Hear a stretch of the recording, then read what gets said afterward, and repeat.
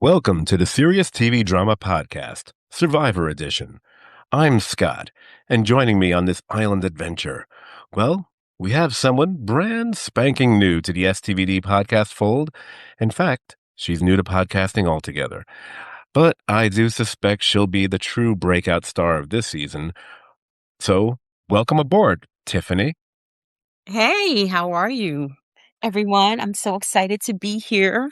Lifelong fan of Survivor. Well, not really lifelong. It's only been on like 25 seasons, 50 seasons, Well, 25 years. So, most, yeah. it's most of your life, so let's go with that. Yeah. So, speaking of which, long story short, and I mean that for a change, because we could spend an hour on backstory here, and I'm pretty sure one thing me and Tiffany have in common when it comes to Survivor, we're not big fans of backstory. um, we have known each other for quite some time, and it goes back to the '90s, and we've been talking on the phone about Survivor for more than half of that time, actually, which I didn't realize until recently just how long we've been talking Survivor. Jesus. Was it like 20 years, probably, right? I think it is somewhere in the 20-year zone, which is crazy. We were talking about Survivor on the phone before there were iPhones. And I've been saying for the past at least few, if not several years, man, if we just simply recorded our phone conversations, I put them out as a podcast, they'd be podcast gold, Jerry, gold. Of course, Oh, maybe we can't speak quite as freely as we normally do, even yeah, though we'll be canceled.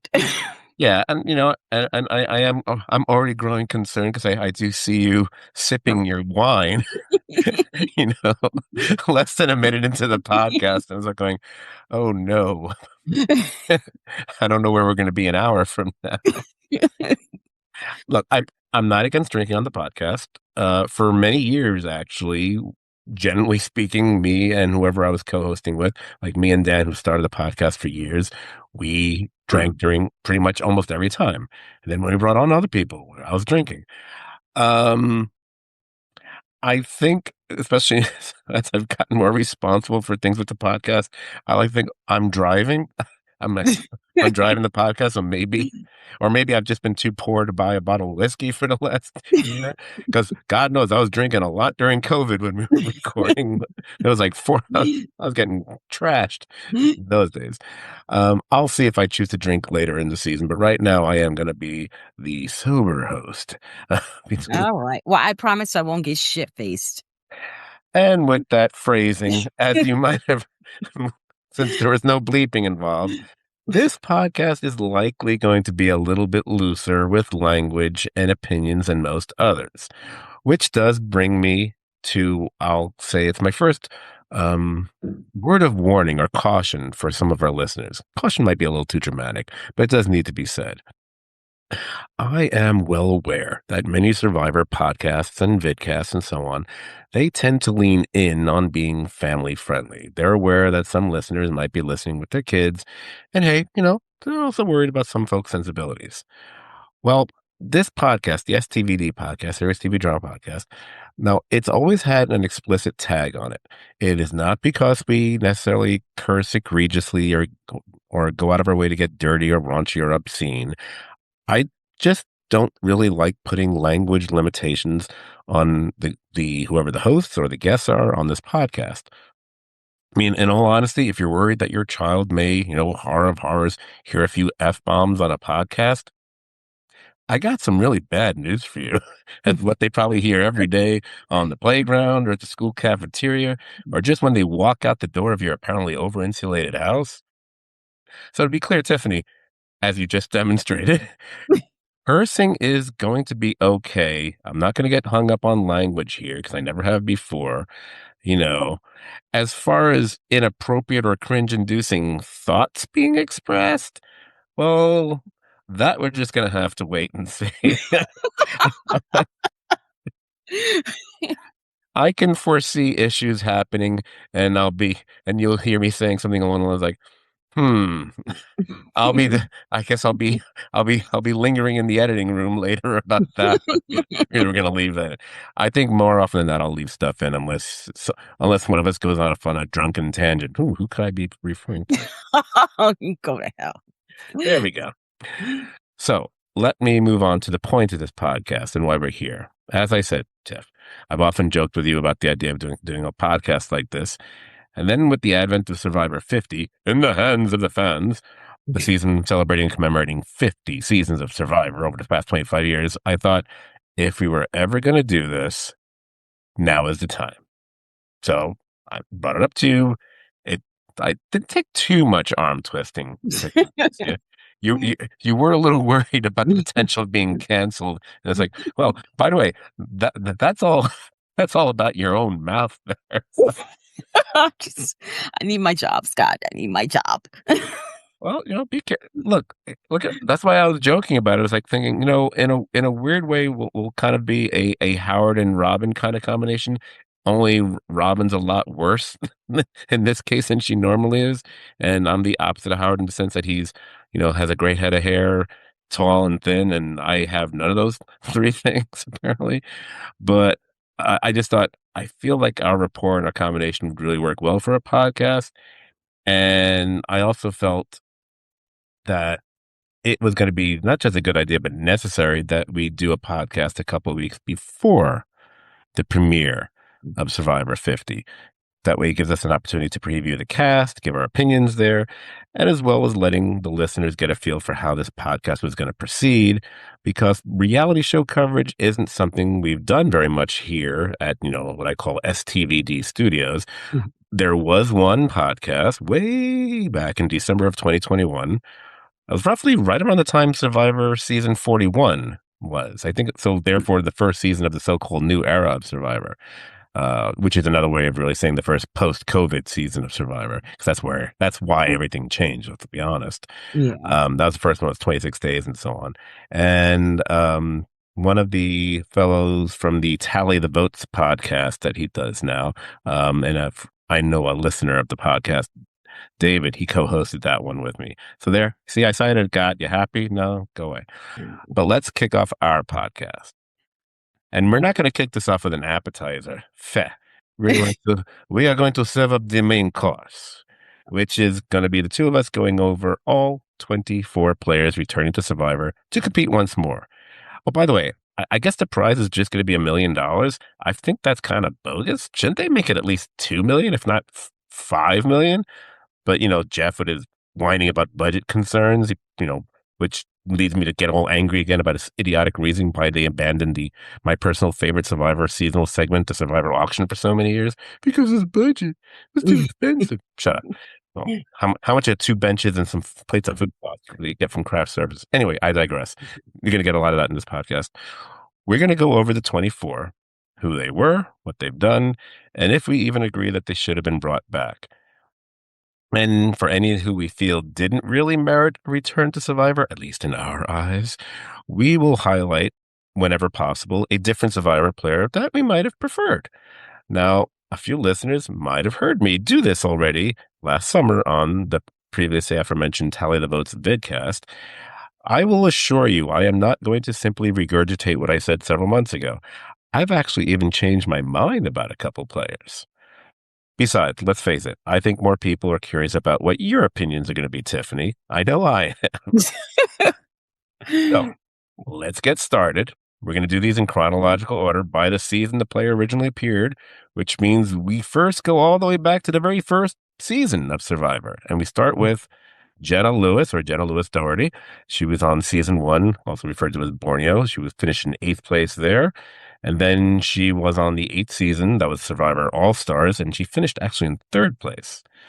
Now, first off, before we get into any details, I think it goes without saying you need at least one person from the very first season. Mm-hmm.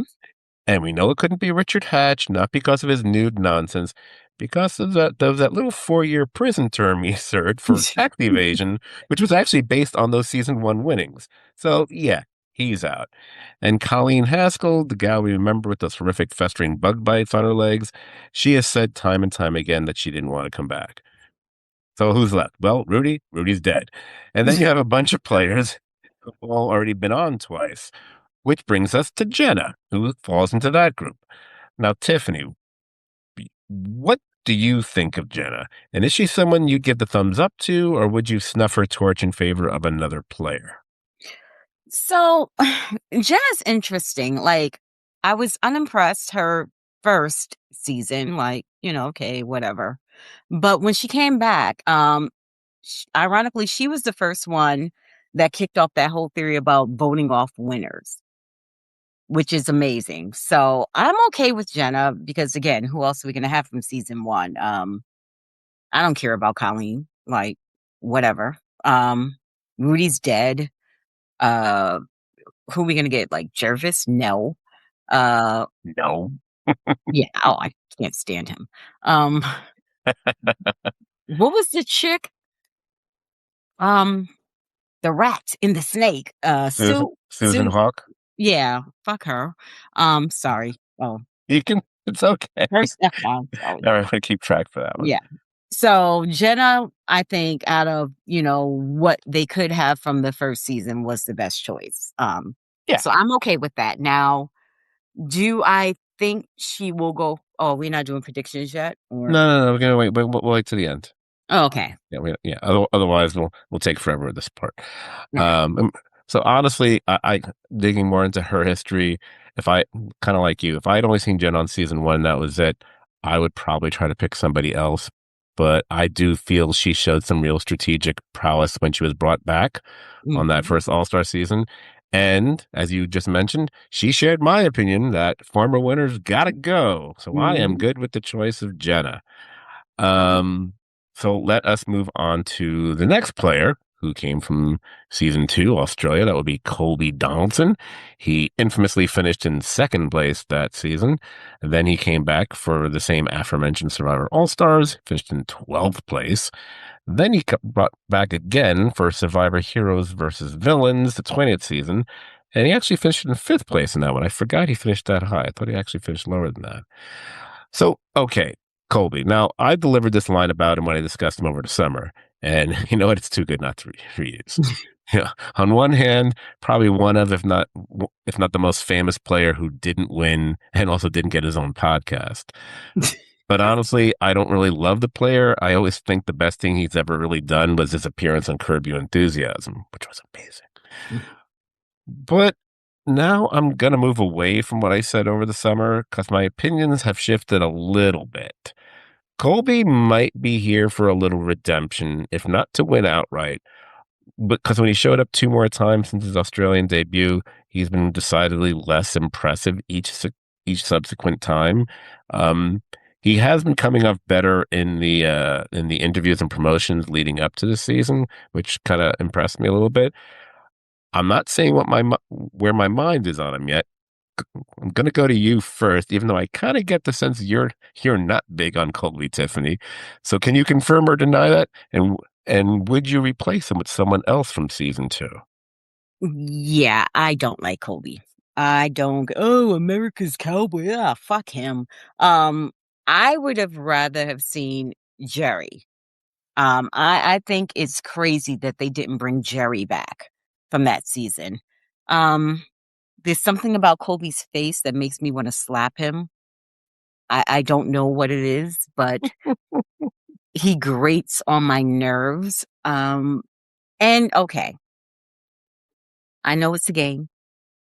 I know it's about good sportsmanship and whatever, but you can't tell me that you don't go out there and at that time it was a full, what, 49 days, not this little 26 days of shit they're doing now.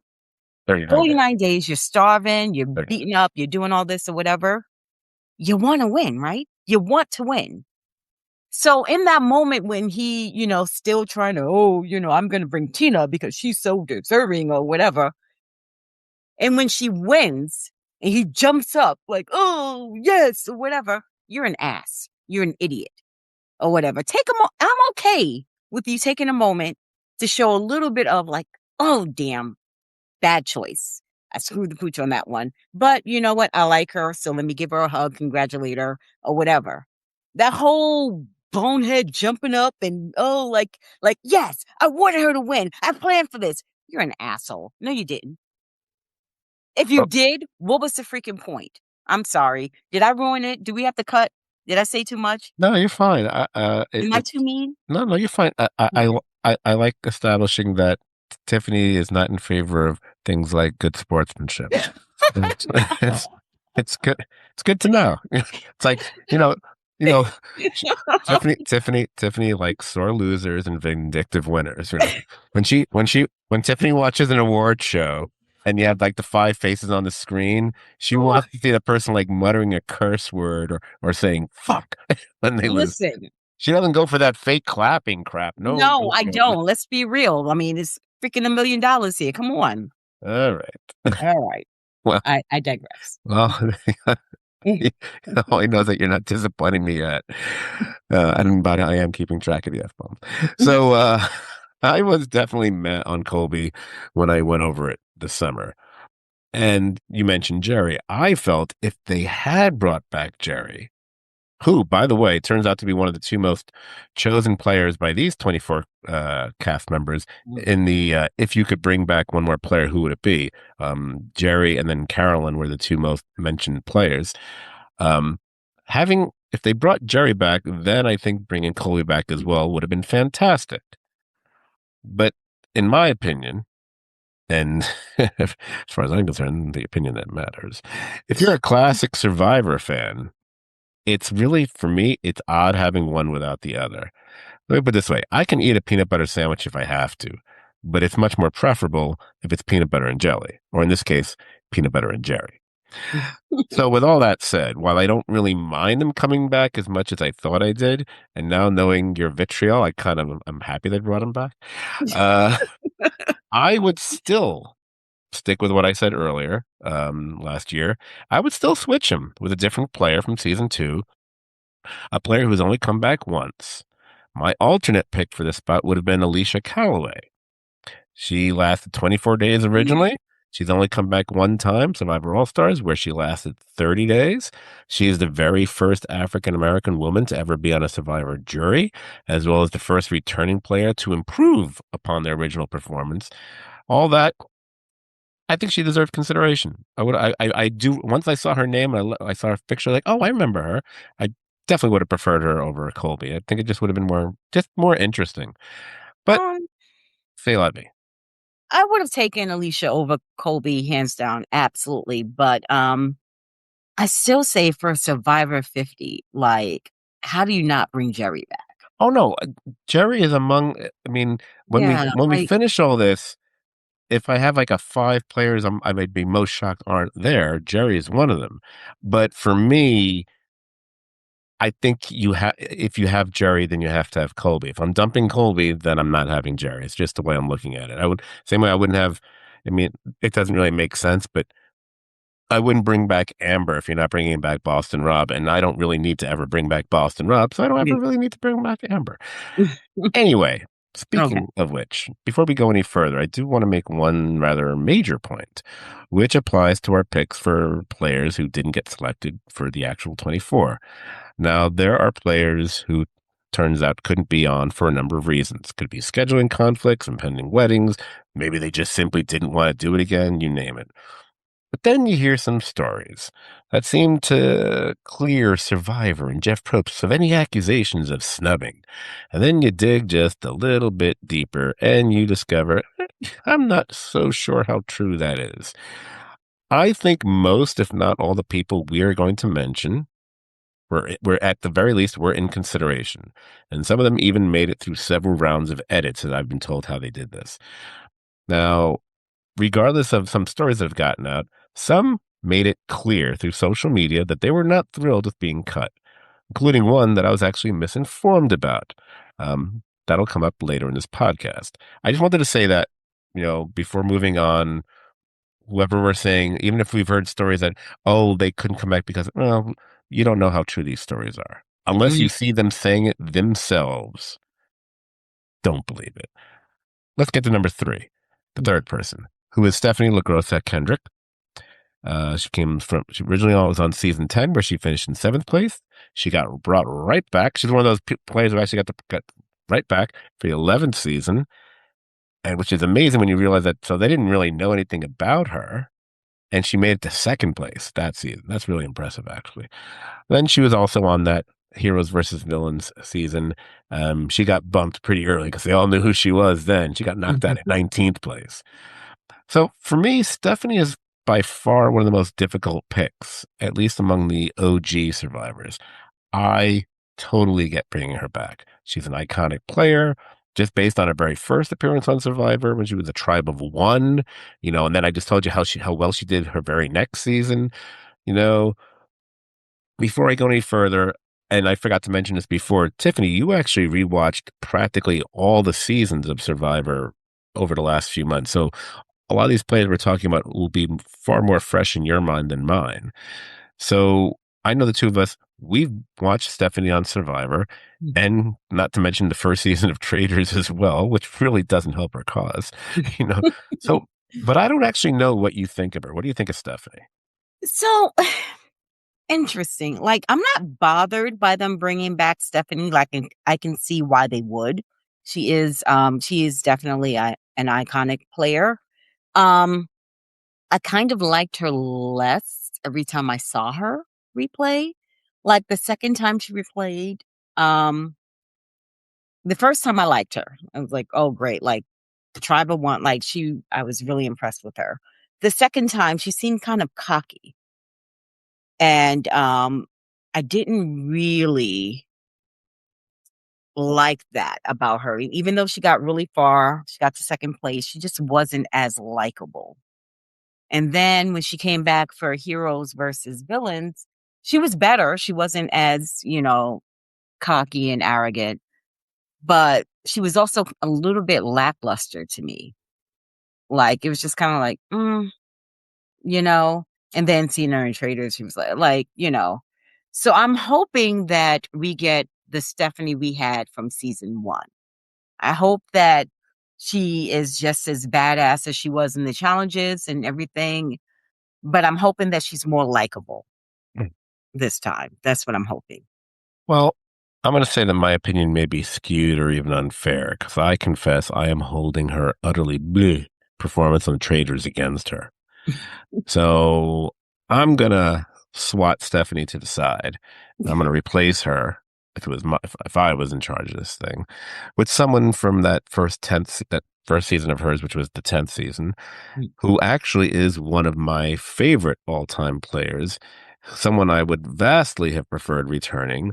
One of the players I'm very upset isn't returning. One of the players who has said himself is upset that he didn't make the final cut. He did make it pretty close apparently, but didn't quite make the final cut.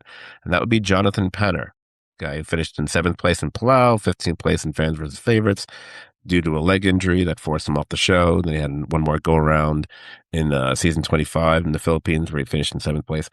I just Jonathan Penner made great TV.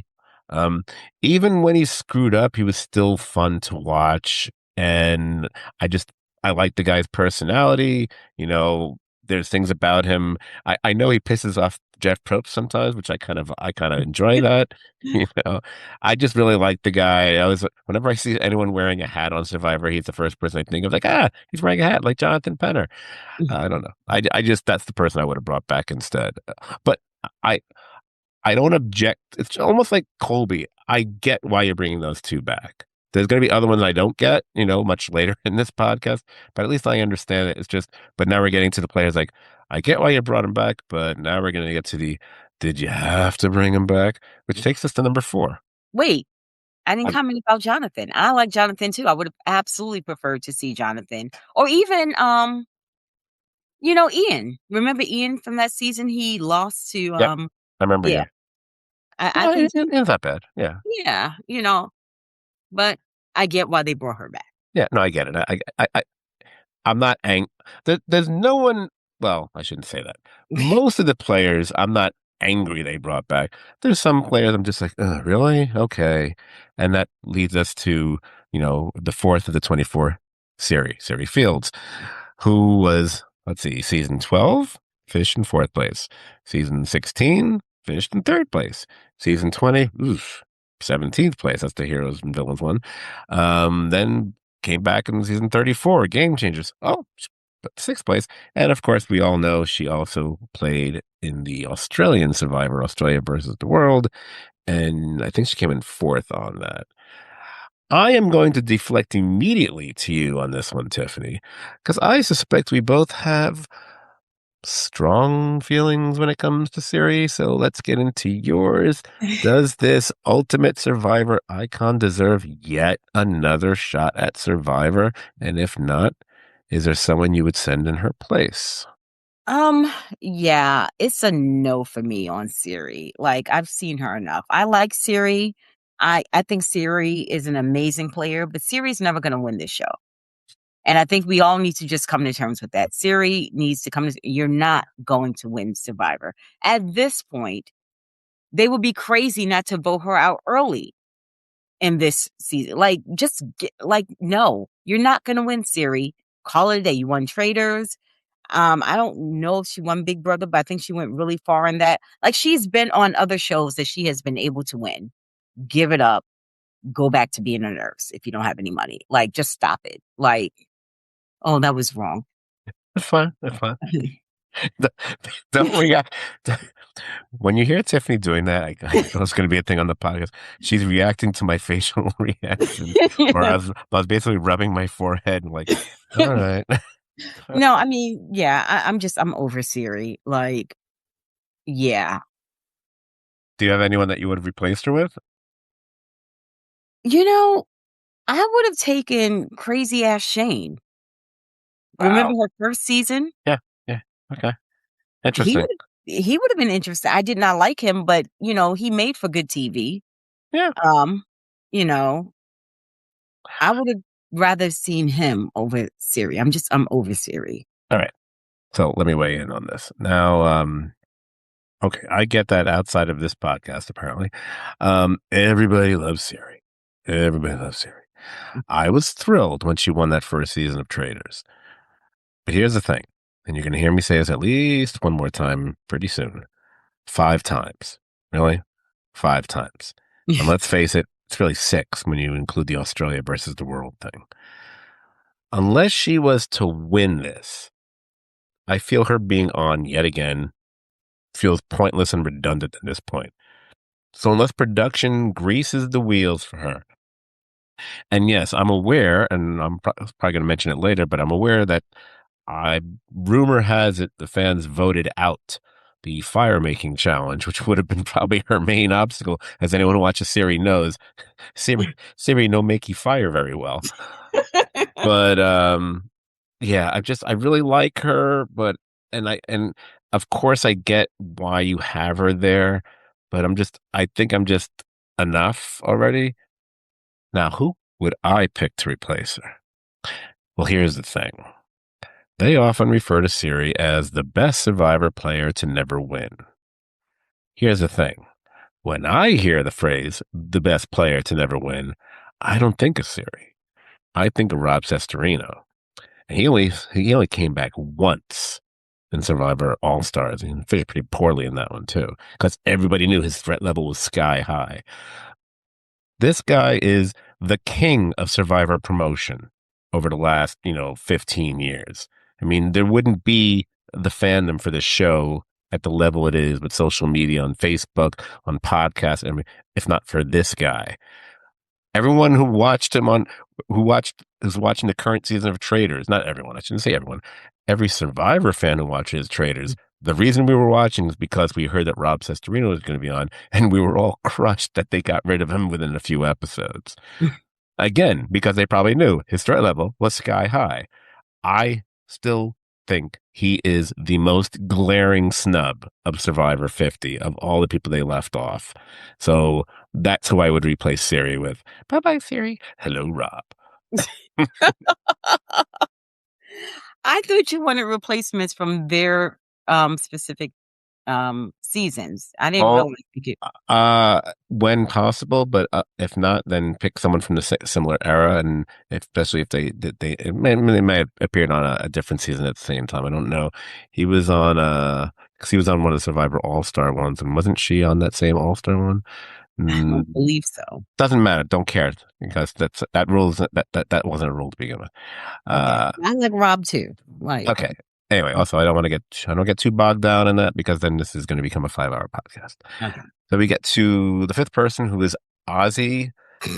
By the way, I never knew Ozzy's last name was Lush. Well, Yeah. Lust.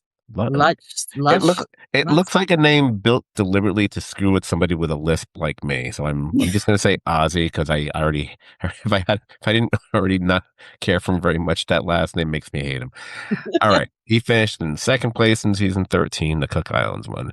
Came back for season 16, finished in ninth place. Came back for season 23, fourth place finish there.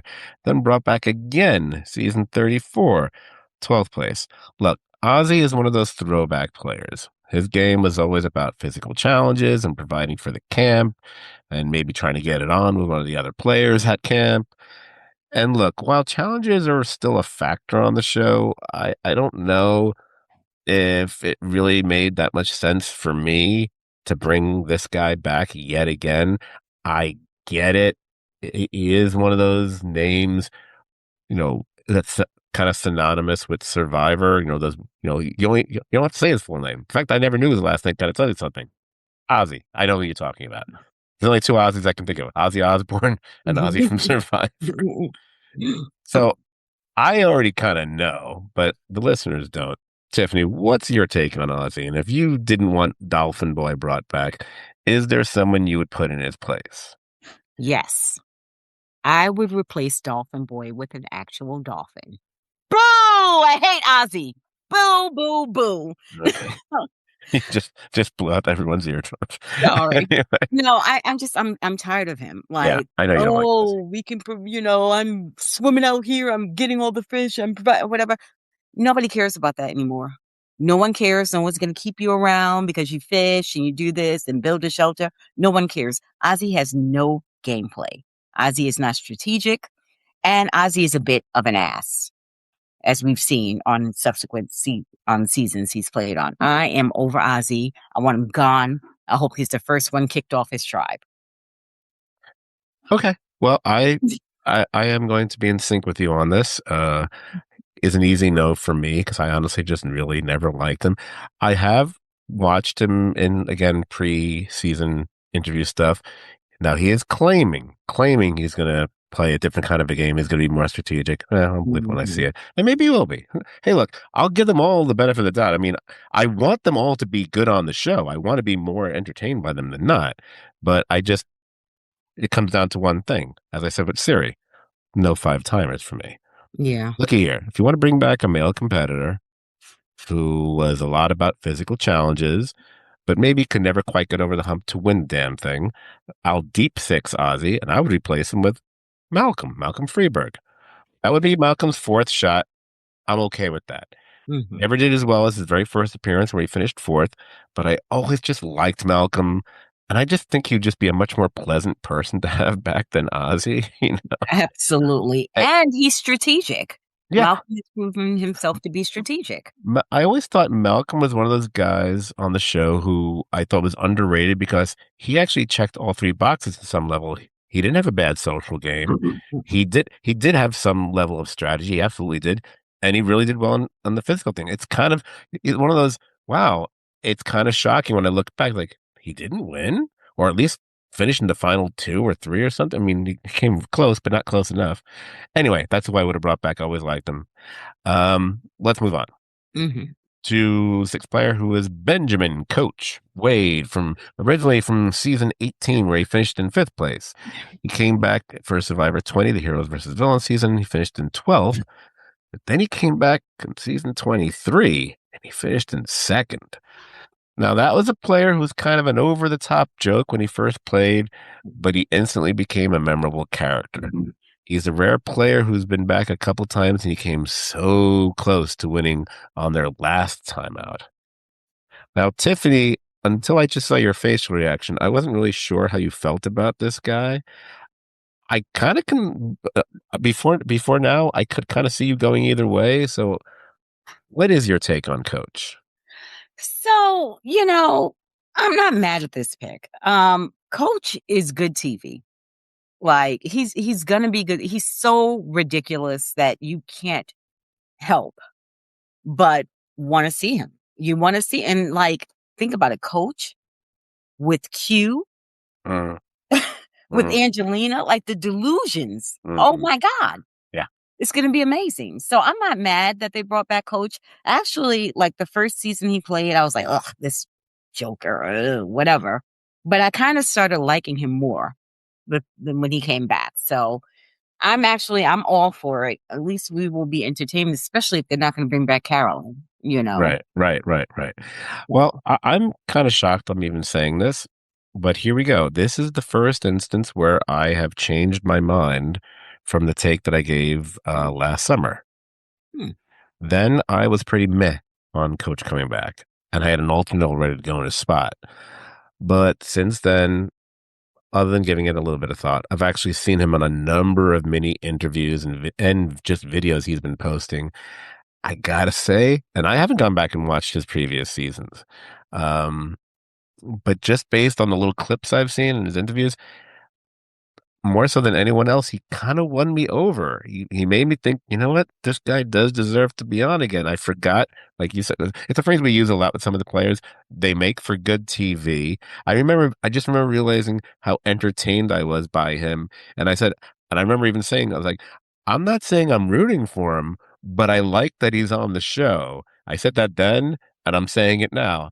I'm not saying I'm rooting for him, but I like that he's on the show. So I'm switching my vote. I'm actually going to say yes to bringing Coach back. Okay. So let's get to the next person, the seventh person, who would be Aubrey Bracco. She was originally on season 32, where she finished, in second place. Then she came right back in season 34, finished in fifth place. And then they brought her back in season 38, where she kind of wore out her welcome because twice was she back again, and she ended up in 16th place.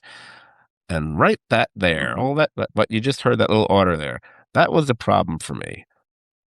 And I don't know if this is something that what I said this summer. Um, she played a really great game in her first season. Probably one of the more controversial losses on the show. There's a bunch of them, and that's definitely one of them. So, and certainly not the first time we're going to be noting such a thing on this podcast. Um, but I just think they might have pulled the trigger on her coming back one too many times. When you see she was on season 32, then 34, then 38, that means she was brought back like 3 times in 4 years. That's a lot for any player.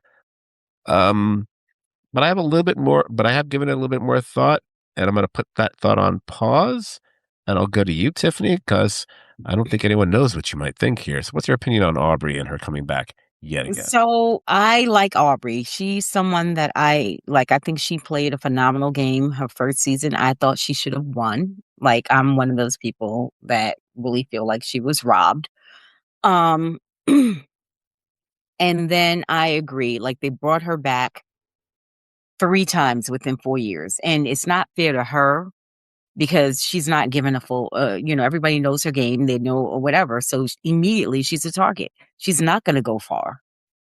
Um, so I wish that maybe she had been brought back once and then coming back now, because I think that she would have a better chance. I'm hoping that she can play her full game and be given a fair shot. I mean, with so many heavy hitters and strategic players or whatever, this season, I'm hoping that she can maybe fly under the radar for a little bit and get her footing. But I'm not mad that they brought her back. I like Aubrey, and I just hope that she can get a fair shot. Well, this is me going back to back with changing my mind from what I said last year. Months ago, I had talked about how I was somewhat ambivalent about Aubrey and that I felt that she had enough shots on the show already. And so back then, she was out. But I gave it more thought.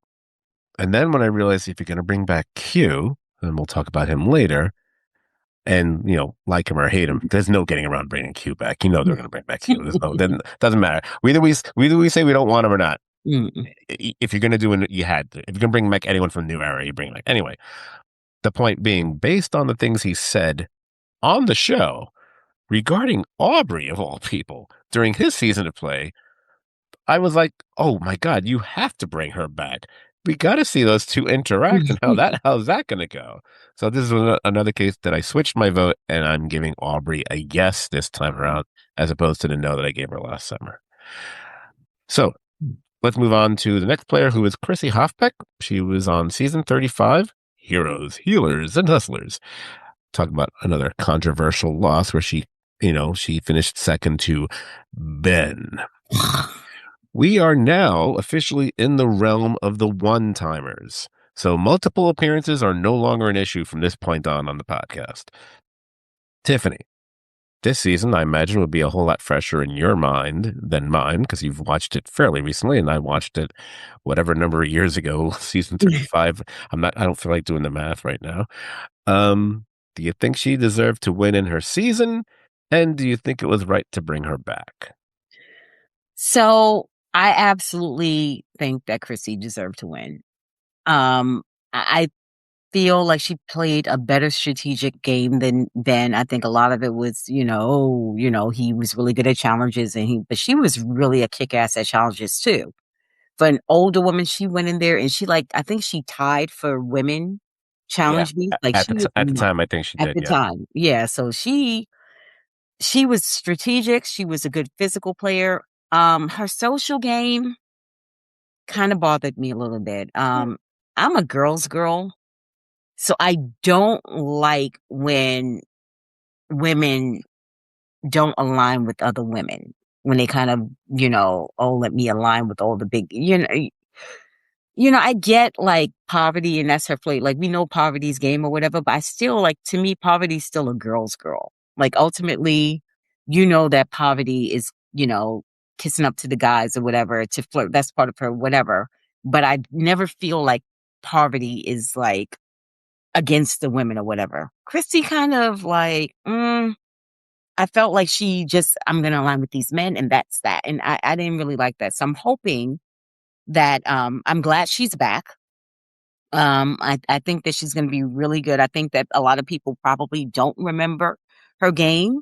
They'll probably think, oh, she's a lot older now and this and that. And they'll underestimate her and count her out. So I'm hoping that she can come back and still be kick ass in the challenges. And I'm hoping that she will align with some of the other strong women or women who are older or old school women. That's what I'm hoping. Hmm. I have to keep that in mind. Tiffany is a girl's girl. I hadn't had heard that before. All right. So I will You not simply know say, me? well, no comment. So I will simply say I'm fully on board with her being on Survivor 50. And despite my doubts after watching some recent video promos with her, I still like to think she has the potential to surprise here. I personally do think she got screwed over on her season, between that, the bullshit fire baking challenge, which I honestly have never been a fan of in the first place, and her own personal story and the serious health issues that she's gone through since her appearance on the show. Because, whether we like it or not, stories can play a part in a player's game. It also gives me an additional reason maybe to even root for her. So I am glad they brought her back, that she gets another shot. And I will now move on to the next player. Number 9 on my list here is Christian Hubecki, who is on season 37. A whole bunch of people from season 37 being brought back. The David versus Goliath season. He finished in 7th place. This was the season they decided to bring 3 players back from. Now, Christian was easily one of the most popular players from that season, a player in that likable nerd category. We've seen that over the years, from Cochran to even maybe Charlie even counts for that in the new era. Now, I don't quite know how you feel about nerds there, Tiff. So are you cool with bringing back Christian or not so much? I love Christian. I'm so glad he's back. I really, really, really like Christian. I liked him on his season. He was funny. He was strategic. He was a really, really good social player. Everybody liked him. That's why he didn't win. Um, no one could beat him if you went up against him. And I think that's what's going to hurt him Right. in this season because everybody likes Christian. Yeah, that's Like even as much as you want him around camp and he's probably a hell of a good time and whatever, you're not gonna want to be sitting next to him in the final three. yeah, it's interesting. There's only very few players over the course of the history of Survivor, which I feel they're the biggest threatening thing about them is just how darn likable they are. Siri has that to a certain extent also, Mhm. except, because we also know she's a calculating son of a whatever. But but because I kind of want to start speeding through some of these a little bit. Honestly, of the three they brought back from season 37, he's at the very least the one I find least objectionable. And then when I started to see clips of him, I started remembering who he was. I go, oh yeah, I think I was actually rooting for him at one point that season. So I am totally good with them bringing him back for Survivor 50, which brings us to number 10 on the list, Angelina Keeley. She finished up in third place. She was probably one of the biggest characters from that season. Very much you either love her or hate her, but she makes good TV, yada, yada, yada type of player. The infamous, can I have your jacket? Plea at that tribal council is still etched in most Survivor fans' memories. I honestly have no idea how you feel about Angelina. I don't remember. I know we must have talked about her once back in the day, but I don't remember how you felt about her overall. So fill us in. A Um, yay or nay? you know what? I'm gonna say yay because she is good TV. Like, she's so freaking delusional. She like would just big herself up like she was like this mastermind and made these moves, and it was really just ridiculous. So, I don't see her going that far unless she's just somebody that people are bringing along as a goat. Um, but I'll watch her. She's entertaining. Whatever.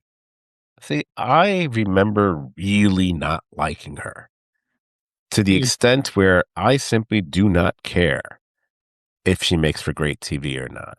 I know I Mm. should, but for some reason, I just remember really not liking her. Now, I'm I'm also going to say if I'd rewatched that season, maybe I would feel differently. I think one of the episodes they're re-releasing over this course of this week or so, leading up to Survivor, is the episode with her. Might be the one where she's asking about the jacket, actually. But for me, I know I'm going against the grain with a lot of other people out there. She's kind of a hard pass for me. Now, I don't think I need another player from this season, which is also a little hint to my feelings about the next player on this list. I will reach back and I'm going to take one of my picks that I had to put on the shelf, the guy who was going to be my coach replacement. But instead, I'll boot Angelina and replace her with Stephen Fishback. The guy came in second on his first season. He only came back one at a time. He's got a really good strategic mind. He's probably a little too busy putting, the finishing. Was too busy putting the finishing touches on a novel he wrote, which has just been published and is getting actually like really good reviews. Mm. A fictional novel, and I think it's kind of a riff on like a reality show that sounds a lot like Survivor. But there's a murder. I don't know. I mean, it might not be one spot. But anyway, Stephen Fishback would have been the person I would have put in that spot. That's where I'm going to go there. I agree with you on Fishback. I would have enjoyed seeing him again. Again, I can see why you hated Angelina. She was not likable on her season, but she Yeah. was good TV. Oh, yeah. And I suspect before we finish going over the 24, I will be suggesting at least one player who I didn't like, but see, I'm going to be the opposite. But I thought she made such good TV. I don't have a problem bringing her back. At least I still think I have her as a bring back. We'll find out. 'Cause I don't remember what my notes are. So let's go to number 11, Mike White. Okay, he finished in second. Clearly, a very smart and strategic player from that season. Probably one of the very best at navigating and managing perceptions of his own threat level, really getting away with a number of deft manipulative moves during the course of that season. Someone I feel I should be a massive fan of, and I should be glad they brought back. But but I have fairly strong opinions here. But I'm going to go to Tiffany. Are you cool that they plucked the White Lotus and planted Mike White back in Survivor? Or do you feel the bloom is off this flower? So, I mean, I really enjoyed Mike White on his season. I thought he was a great player. He really probably should have won, but to his credit, I don't, they're saying he didn't fight as hard in that final tribal because he knew that he's, a wealthy guy. He doesn't need the money. So he kind of, which again, you know how I am about, Mhm. winning gracious winners. Fuck that. You played the game, win the money. Donate the money to him if you want to later, whatever. Get that money. But anyway, um, They didn't have to bring him back. I think they brought him back probably for the star power, Mhm. but he's not gonna be long on the season. Like, they're gonna vote him off, as they should. Yeah, he might be in a little bit of danger. Here's the thing. Mm. I I tend to think this is one of the more ridiculous people to bring back because it just goes against my philosophy with Survivor in general. I don't need a multimillionaire on the show. I don't like millionaires on the show. I don't like 100,000-aires on the show, quite frankly. This guy, he's a power player in Hollywood now. And someone, as you just mentioned, he almost deliberately gave a so-so performance in his final tribal out of what, guilt? Because he didn't need the money. So why would I expect he's going to play and give it his all this time around as well? What is he going to do it up to a certain point until it looks like he might win the darn thing? I don't know. That it just there's something about that bothers me. Now, knowing you're going to mail it in if you get to the end, it doesn't make me want to root for you. It doesn't make me want you to be on the show because also, how much time could he really be devoting to this with, the next season of White Lotus coming and all the other things in his career, I'm sure. He feels almost tailor-made for an early exit. Fully to that. I don't want a player on the show who's an automatic, early exit. Look, and I did say this last summer. You want to have a token celebrity in the mix? Fine. But we're not going A list. We're not going B list, C list. I don't know. Maybe D list. I'll take someone who just might need the money after all. Maybe she doesn't. I should say that. I'd go way further in the past, all the way to season 25, and I'll bring back Lisa Welchel, the former child actress from The Facts of Life who stood. She she was actually good that season. She made it to third place, and I'd rather see her again now. I kind of want to see what she looks like now too, quite frankly, than Mike White. It would just be someone different, and it wouldn't be a celebrity where we'd be going, oh, they don't need the money. Like, who knows? She might need the money. I don't think they get much. An 80s sitcom doesn't really give you the residuals you think it would give you. So, Yeah, my God, can't. all right, you don't need to comment that. We can move on. So, Okay. we get to the number 12 on the list is Rick Devens from season 38, Edge of Extinction. He finished in fourth place that year. In his season, Rick actually was voted out early, fairly early, but he was exiled to the edge of extinction, and he played his way back into the game at the merge, where his style of play shifted from conservative to aggressive. And wow, was he good from that point on.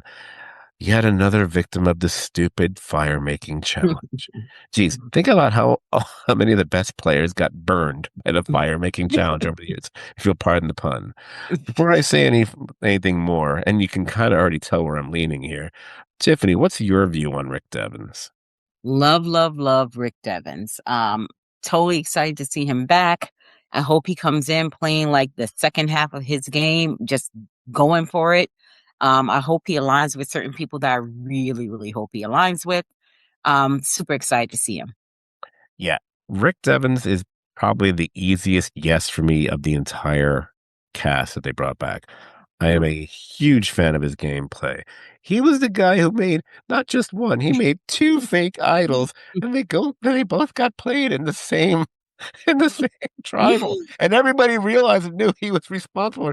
That alone's like that is when we talk about making a great move, you screwed over two different people at the same tribal with two different fake idols. And then you played a real one for yourself. People go on about the thing with the when they tricked that guy into giving away his immunity. Like, no, that's because he did that all himself. He didn't have a conspiracy of people helping him to do that. Amazing player. I really like his personality. I hope he can bring it. I fear he might not. I'm hoping so. So we're now through half the cast, which means we just got through all the old era, old school, OG players. So the rest of the cast of this 24 are the new era. Tiffany, would you say, is it safe to say that maybe they leaned a little bit too heavily on new era here, considering that it counts for only 9 out of the 49 seasons? Absolutely. Um, I didn't realize it didn't really hit me until today there are no players from like season 20 through 29 or whatever. Like, Yeah, that's really the weird. heck? Why? What has happened? No, that's why I mentioned like the Facts of Life person and a couple other people. Yeah, They were from the like, 20s. That's why. I don't know. that's insane to me, I think and Malcolm then also. Yeah. yeah, and then the fact that, okay, so now we're getting into the new era. Why do we need 3 people from, like, the same season? Yeah, it makes no sense. I mean, that'll become more clear as we get through them, but yeah. Anyway, look, Yeah. I've given it some thought, even more thought than I did last year. Even if I can kind of understand the rationale to have a split of 12-12, because of how the game has changed and the new era players will be more fresh in the minds of the majority of the viewers watching.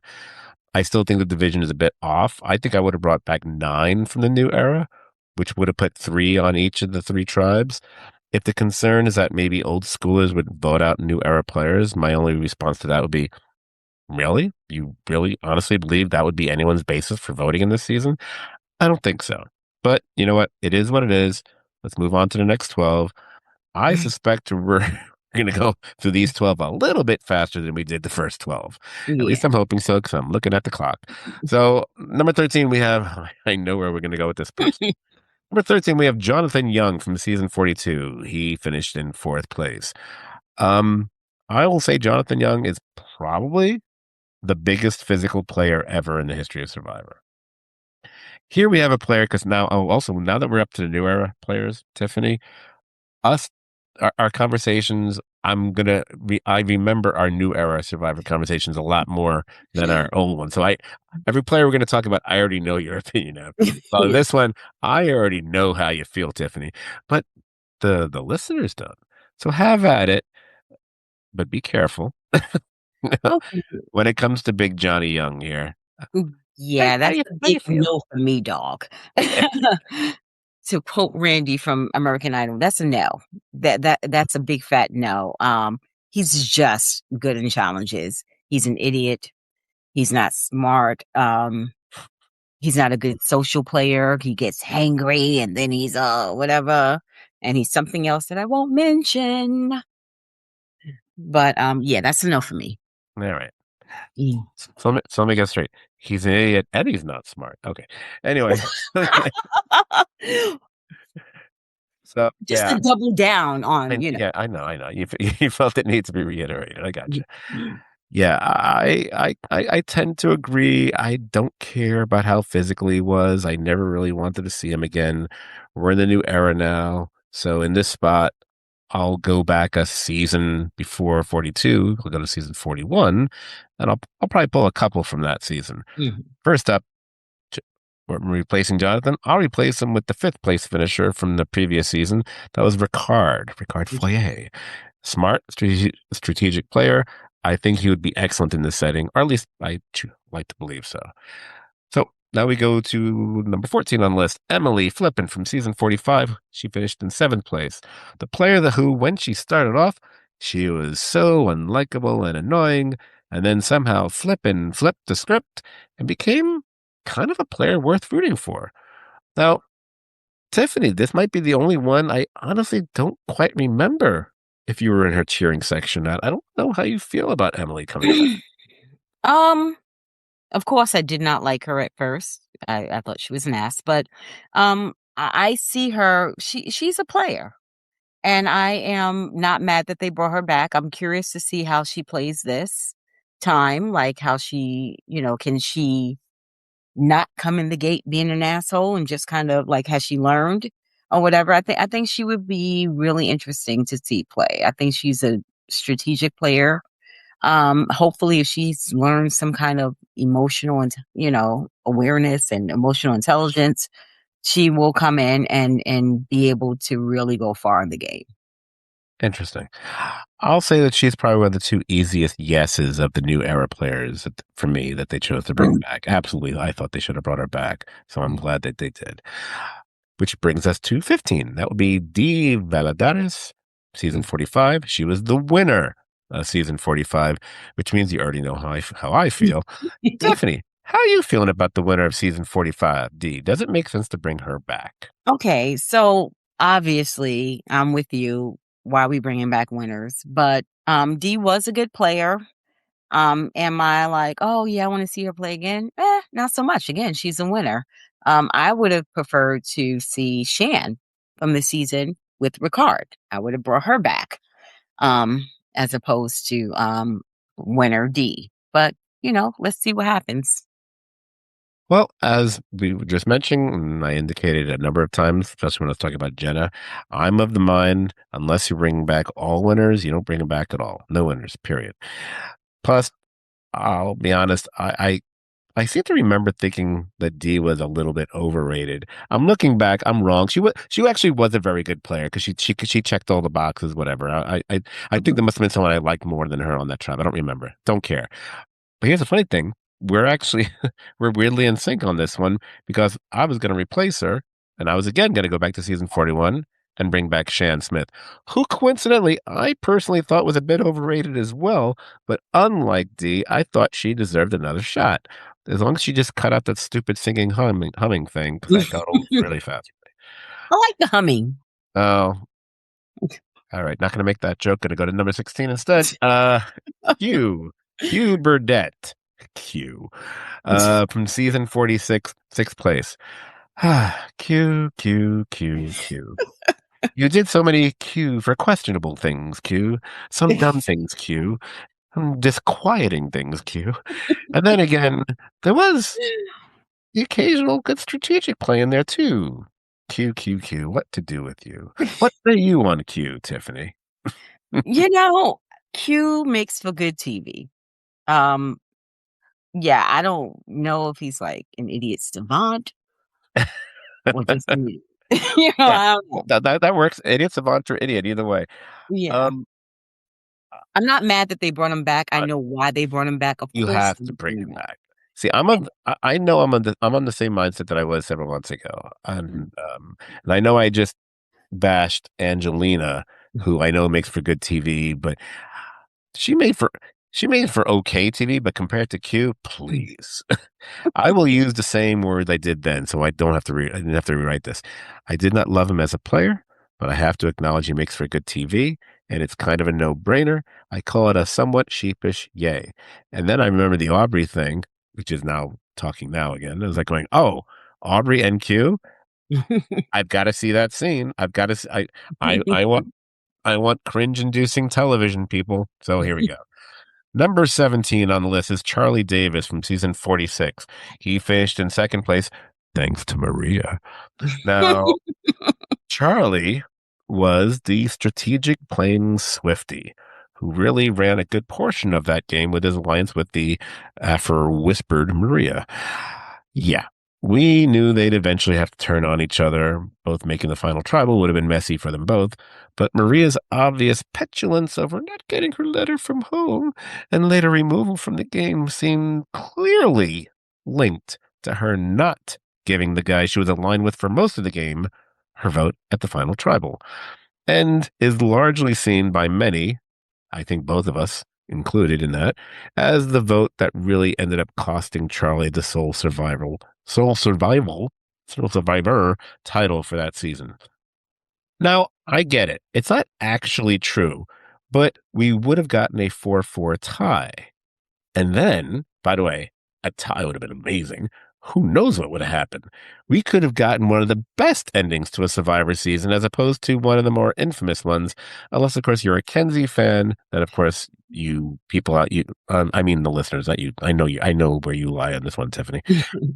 Kenzie fans, they clearly love that result, but the rest of us were like, no. But imagine it gone to a 4-4 tie and they had to redo it. That would have been interesting. But circling back to Charlie, how do you feel about bringing him back, Tiffany? Um, Obviously excited for Charlie to come back. Love Charlie. No, he was totally robbed his season by the bitter Maria. Um, and I must say, I did appreciate his reaction at the final tribal. Okay. There you go. He wasn't bitter towards Kinsey or whatever, but he was shocked and he had his human moment because Oh he yeah, knew he was Maria. stunned. Yeah. In fact, I will go as far as say, at least in recent memory, because I don't remember them over the years. Mm. I don't have the recollection ability that some Survivor fans do, the super Survivor fans. His lingering reaction to how he to losing. I remember more in that reunion show that immediately follows more so than almost any other one, where Mhm. I felt really bad for him. I mean, there's been other players who lost me, you felt bad. Everyone's like, but him, I like, oh Jesus. Going back to that season, I would say that Charlie definitely grew on me as that season wore on, to the point where I was definitely rooting for him in the later weeks. And after the way that final tribal went down, I would say he's one of the most deserving new era players to be brought back. Which brings us to number 18, Tiffany. Oh, look, someone named Tiffany. Oh, and she's a woman of color, too. Tiffany Irvin from that season 46, where she finished in eighth place. My first reaction, oh, great, a black girl named Tiffany. Boo. Okay. You know what? Seriously, Tiffany was someone who showed some promise initially, but her game really got derailed by Q and her own inability to course correct. And she was one of, I want to say, several players that season, or at least a few, who were sent home with idols in their pocket. Tiffany, how do you feel about this other, definitely not your doppelganger, or is she, Tiffany? So, must say, I'm rooting for her. I'm rooting for everybody black. No, Oh boy. I'm rooting for her. She's a black woman named Tiffany. And I did like her that season. Yeah, it was unfortunate that she did go home with an idol in her pocket. I do believe that Q like totally kiboshed her game. I'm hoping that Tiffany can come back and align with the right people. And I hope that she's watched her season and has learned how to course correct. I'm gonna leave it at that. Did you write these down in like a notebook or a pad or something? I did. Can you hear the rustling? Yeah, I hear that. No, I don't. That sounds probably gonna get filtered out, so I'm not worried about that. I'm just like, oh, look at that. People using paper. Oh, it's so cute. You know, it's like Oh, whatever. there's these things called computers where you type on them and shit. You know, Anyway, I'm uh, old school, okay? yeah, tell me about Mm. it. So I went back to what I said last summer when they announced they were bringing her back, and guess what? I haven't been given any reason to change my mind since. Outside of the even more recent add-ons that we're going to be getting to, on this cast, Tiffany is the first person I see from 46 down that I can think of no earthly reason or rationale that she was brought back. So forget season 46 already. Blech. Let's rewind back in the new era to season 43. And I'll replace her with the fourth place finisher, one Jesse Lopez. Por favor. Now, I had alluded to this without saying his name earlier in the podcast, so now I'm going to address something. Now, frequent co-host, best friend of the podcast, the guy who actually put together the opening theme you all heard, which was so well done and amazing, considering he just had a root canal and did that for us. Brian, Brian Hewlett, I'll even say his full name. He had mentioned to me that the reason Jesse wasn't going to be on was because he had actually accompanied his son, who was on some sort of eco challenge show, and the schedules overlapped, so he couldn't be on the show. Um, yeah, I've actually looked into this, and that's not exactly what happened. Son did a thing was mostly like a YouTube kind of thing and won, but that had nothing to do with him having to accompany him while they were shooting. They had no crossover whatsoever. Jesse was in the mix and then didn't make the cut. Jesse made it clear he wasn't happy about not making the cut. Very clear. Just look at his tweets and whatever we call them. And then Jesse went to go be on another show. That happened after. So yeah, What? they did snub Jesse, according to Jesse himself. Wow. That's the truth of it.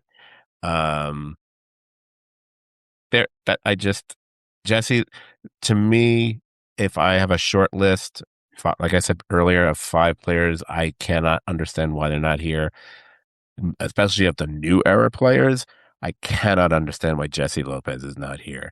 I agree. And I I was agree. told that, and Brian, I'm sure you probably thought your source was solid, but I've again go to Jesse's, his own account, his reaction, and him talking about it. That clearly the order of events is not what happened. He made it to he was in the final stages and didn't make the cut. A few of these plays that we're talking about, They almost got in. I know Jesse's one of them. I know Penner is one of them. That they made it pretty far into it because they'd be told because there were like different stages about how they eliminated who they were bringing back, whatever. And he just didn't make the cut. That's insane. That pisses me off actually. Yeah, pisses me off too. Because if this is the season of the fans, like, come on. Yeah, I know. This Oh, trust me, I got a whole spiel prepared later. That's why I'm trying to hurry up to these because I know I don't want to be going on in a few minutes. So, all right, let's just get to number 19. That would be Genevieve Mouchelot from season 47. I don't care if I mispronounced your name. I don't care. She finished in fifth place. Okay, look, we've now reached season 47. I will be honest. I think this season should have been the cutoff for for being on Survivor 50 because I just feel returnees from the last two seasons too damn soon and too damn many, which is pretty much going to be, I think, both of our opinions for the rest of this podcast. Yeah. Let's wait till we get to those final two before I expand our mini rant on that. Let's stick with Genevieve here. Genevieve to me seemed almost invisible initially, but then she was like a sleeper agent that lied dormant and then woke up and then became one of the most strategic and manipulative players of that season, maybe of the era. She did make mistakes along the way. Most players do. And that probably is what ultimately led to her fifth place finish rather than making the final three.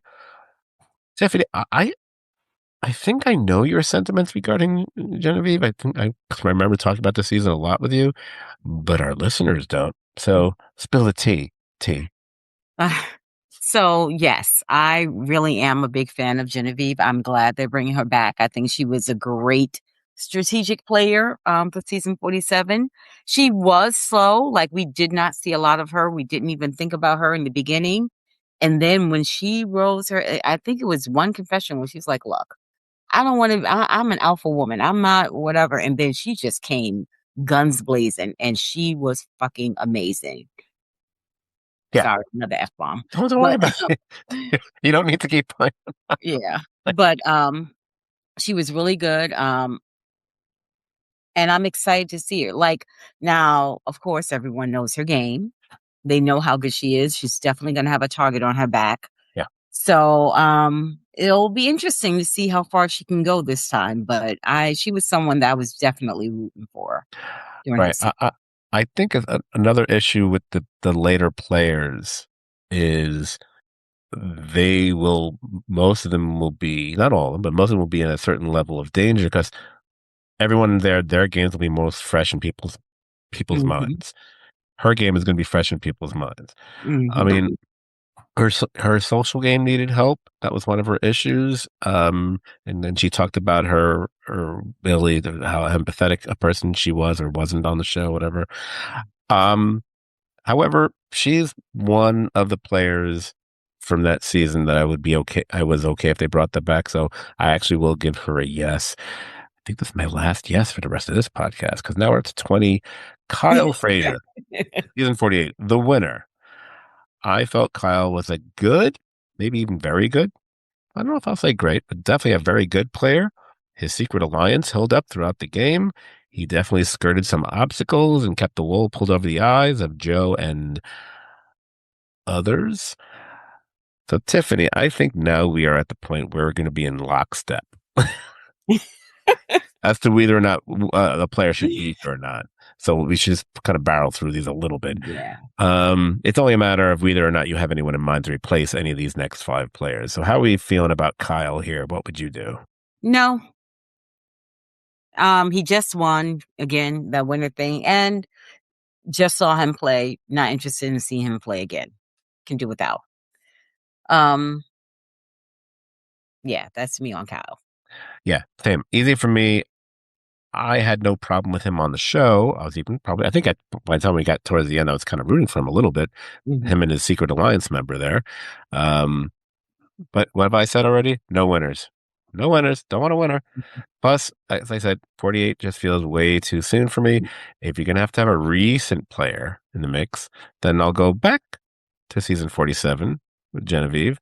And I was like, oh, Genevieve is brought back. Oh, we should bring back Saul then. I would bring back Saul. Mm, Really like he was gone way too soon. He was easily one of my favorites from that season, and I think that would have been interesting those two again because there are some issues there, as I yeah, discovered in a recent interview with her. Like, ooh, I wish they had brought back Saul. That would have been fun. yeah. Number 21. Oh boy, Joe Hunter, 48, finished in third place. He had a power alliance with Eva that was built on honor, physical prowess, and putting viewers like me to sleep. Tiffany, this Yeah, that may could be an be instance we have to use our filters. You okay. know the filter we're talking about when we All give right. our opinions on players.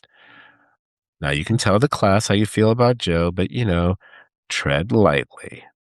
Okay, I will not say what we said Mm. on our calls, but yeah, that's a big nope for me. I did not like him.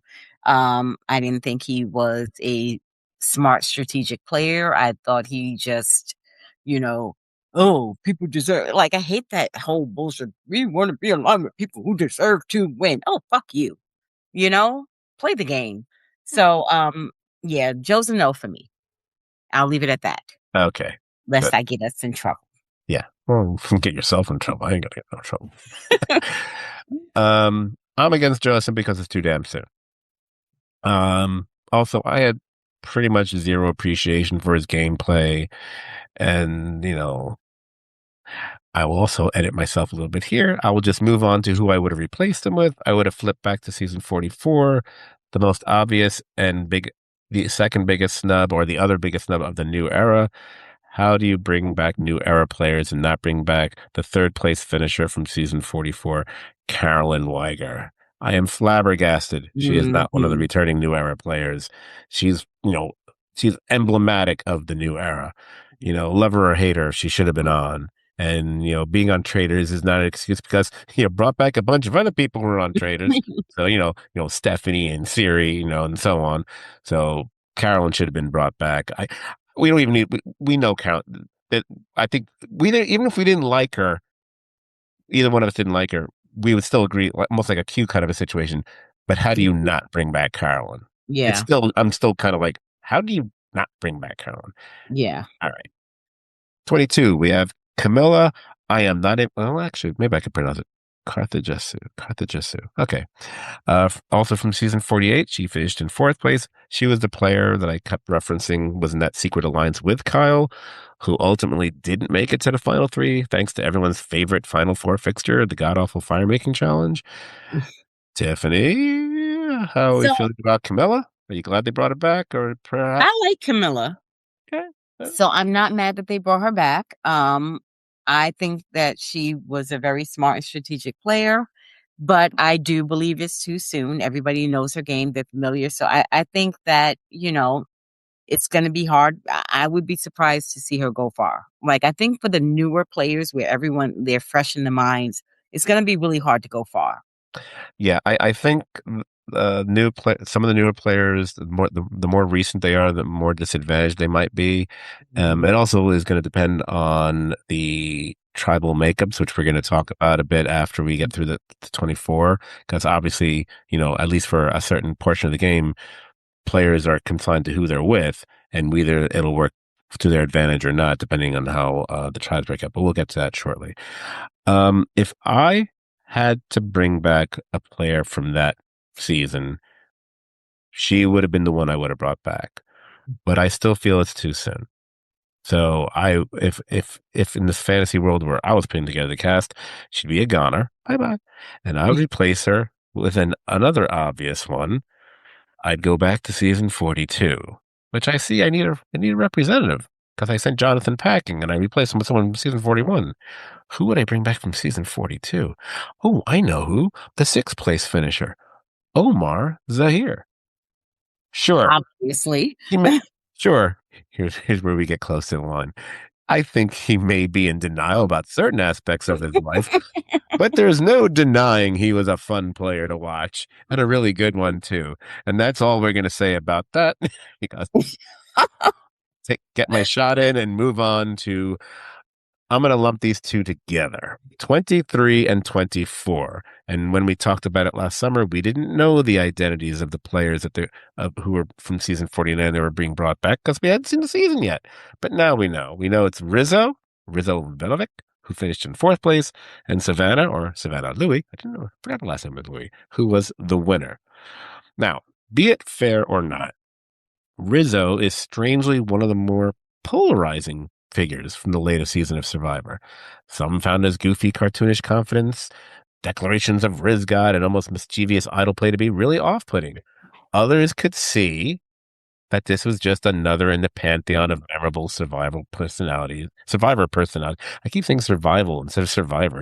Survivor personalities. Um, by the way, I fall into the second camp there. People overreacted to it. He's clearly having fun with it.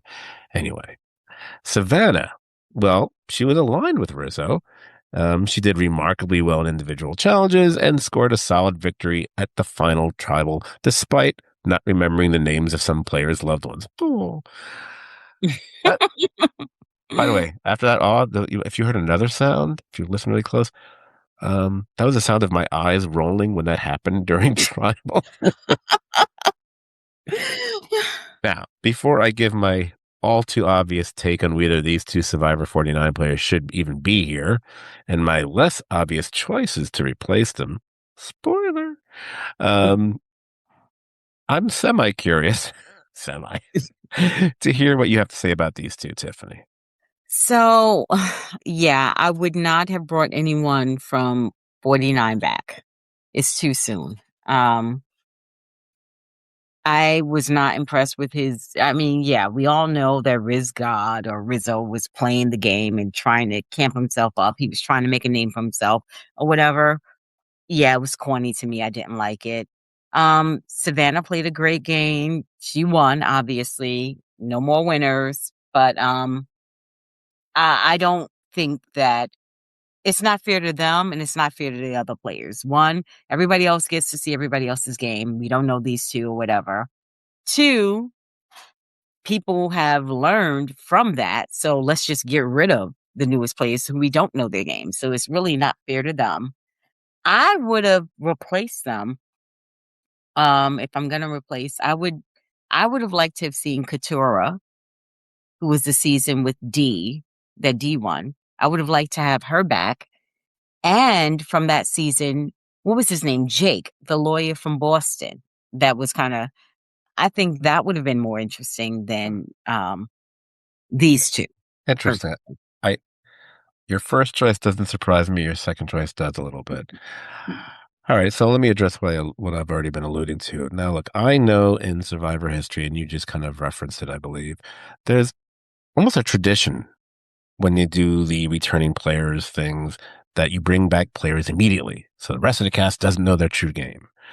I mean, unless I'm mistaken, that was the case with some iconic Survivor players like Rupert and Russell way back when. Both times they were brought back immediately, and no one knew that, you know, Rupert was pretty easy to figure out what his game was, but they didn't know that Russell was, talking about recently we were watching a show where someone's being called a snake. Russell is the king of snakes in the grass when it comes to reality competition. But here's my thing. This is different. This is Survivor 50. Yeah, it does add an interesting element, perhaps, but does this show need yet another element to grab our attention? I suppose there will be something entertaining about people trying to figure out the games of Riz and Savannah, but did this season need that? Mm-mm. I think just putting old and new era players together already did that, and then some. So between the fact that it's too damn soon, plus one of them is a winner, I would toss them both off the boat, and I would bring on two alternates I'd much rather see back on Survivor 50. But I'm going to go way back in time for all these. I'm going to go back, all the way to, hey, we were talking about those seasons in the 20s. I'm going to go back to season 28. This woman has only come back one other time, but she's one of the most memorable players. And she was someone I remember hating. And then I said, you know what? It's an I love to hate player. And those are really great players to have on the show. And I think she deserves another shot. So my first replacement would be Cass McQuillan. She finished Mm. she finished third in season 28.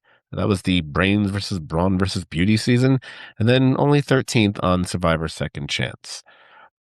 And if Cass is villain, or should I say villainess, enough, well, I already got rid of Colby, so there's no point in bringing back Jerry. I said that already.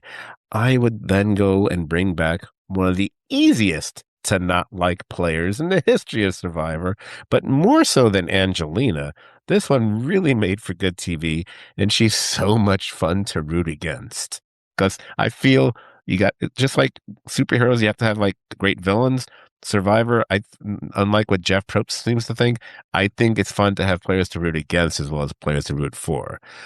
I'm going to go again to the 20s. I'm going to go to season 25. I'm going to bring back, cannot believe I'm saying this, Abby Maria Gomez. I knew you were gonna say that. I It, knew you were gonna say that. it would be her third time, which is still one less than Aubrey. She was with Malcolm back on season 25, and she finished just behind him in fifth place. She came back just like Fishback on Survivor Second Chances, and she finished in seventh place. Two solid finishes for a player that, I think we all thought wasn't all that smart, but she kind of did pretty well. So I think those two, and they were just emblem. They're both from the era of the 20s, which is not represented, as you pointed out. And they're two very strong personalities from that season. Both women. One is a woman of color. That they blew Well, it. Anyway, I'm with you on Cass. I would absolutely bring back Cass. Chaos Cass. Yes, yeah, absolutely. chaos cast. That's right. That's right. Um, Abby Maria, I hate her way too much to bring. Like, Okay, I like having someone hate. I would bring back Jake from the season with D. Yeah, but yeah, you mentioned Jake. Jake's the one that surprised me. I didn't think you'd say Jake. 'Cause I remember you mocking him in our phone conversations. I did, but I wouldn't Maybe, mind. maybe you just want someone to mock. That's fine. That's why I have you on the podcast. Anyway, so anyway, moving on. That is what we would have done. So for me personally, that means I've replaced 14 of the 24. I wasn't keeping track of yours, but I think you probably had a similar percentage, something like that. Still better than what I did last summer. I got rid of 16 people and replaced them. Here's the thing. None of it matters because, after this podcast, who cares? So I'm taking the long view here.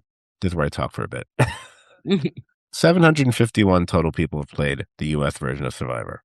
Amazingly, you have an almost even split of 375 men and 376 women. It's crazy. Of those 751, 120 players have returned to play again. As we know, that would cover the first 40 seasons, except for that one guy, Bruce, who was there for one day on Survivor 44, then returned to play on Survivor 45, but whatever. Otherwise, all those players are from the first 40 seasons, 39 seasons, whatever. Now, one could break it down further. 89 have played 2 times, 20 have played 3 times, 8 have played 4 times, and 3, and we know who 2 of those are this season, have come back 5 times. My personal criteria is this. From the start, to whittle that number down. Number 1, if you never made the merge, you're not coming back, period. So that eliminates at least 200 players, I'd say. I would then, what they didn't do, I would then take that one step further. I feel you have to have finished in the top 7. That likely eliminates at least another 120 to possibly 150 players. I think it's down to around 400. Then I'm going to invoke what I like to call the "Are you serious?" rule, because I think one can easily chop that number in half without giving it much thought. You could just look at half of those players and are you serious? But then after that, you get rid of the winners. Sorry, unless, like I've said before, unless the season is all winners, like Winners at War, I don't agree with bringing back winners. I don't care how popular they are. So, especially when you get rid of the then you have two-time winners, that eliminates another 47 players. You know where we are right now? We're just about around the 100 players. Okay, now we're talking. That's where the fun begins. That's when you start to figure out who do we simply not need to see again and who deserves one more shot at the ring. That is how I would have done this. I like to think that's how my list that I just went through was comprised. I tend to think they did something similar when they were going through the rounds of how, because they talked about how people went through different rounds and how far they made it when they're trying to come up with these 24. Obviously, my taste and Jeff's and whoever else on Survivor's production staff was responsible, where our thoughts are not aligned, but that's how I would have done it. But what bothers me This season was literally labeled in the hands of the fans. Here's what you could have done. I just told you everything that gets us to roughly 100 players. Let's just say it's 100 players.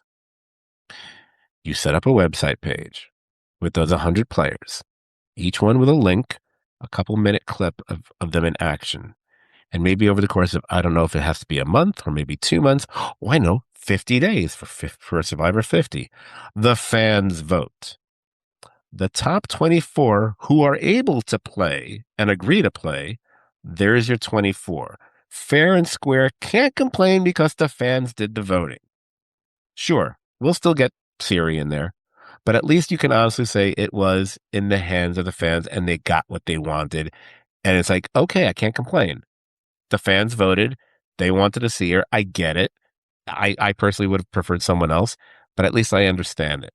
That I think would have been the best way to go about this. I feel they should have done it that way as opposed to, oh, let's vote on the color of the buffs they're going to wear or whatever stupid things they were voting on. That's how I would have done it. Can't say I don't agree with you. Some of the choices are just crazy. And I realize that there are people probably that, couldn't do it or wouldn't do it. Like, Yeah. for some reason, I feel like Earl is just never going to do it again. Yeah. Like, yeah, I just, it's not his bag. I would have loved to have seen Ty play again. Yeah. Um, yeah, I don't understand why they did not allow the fans to pick who they wanted to see.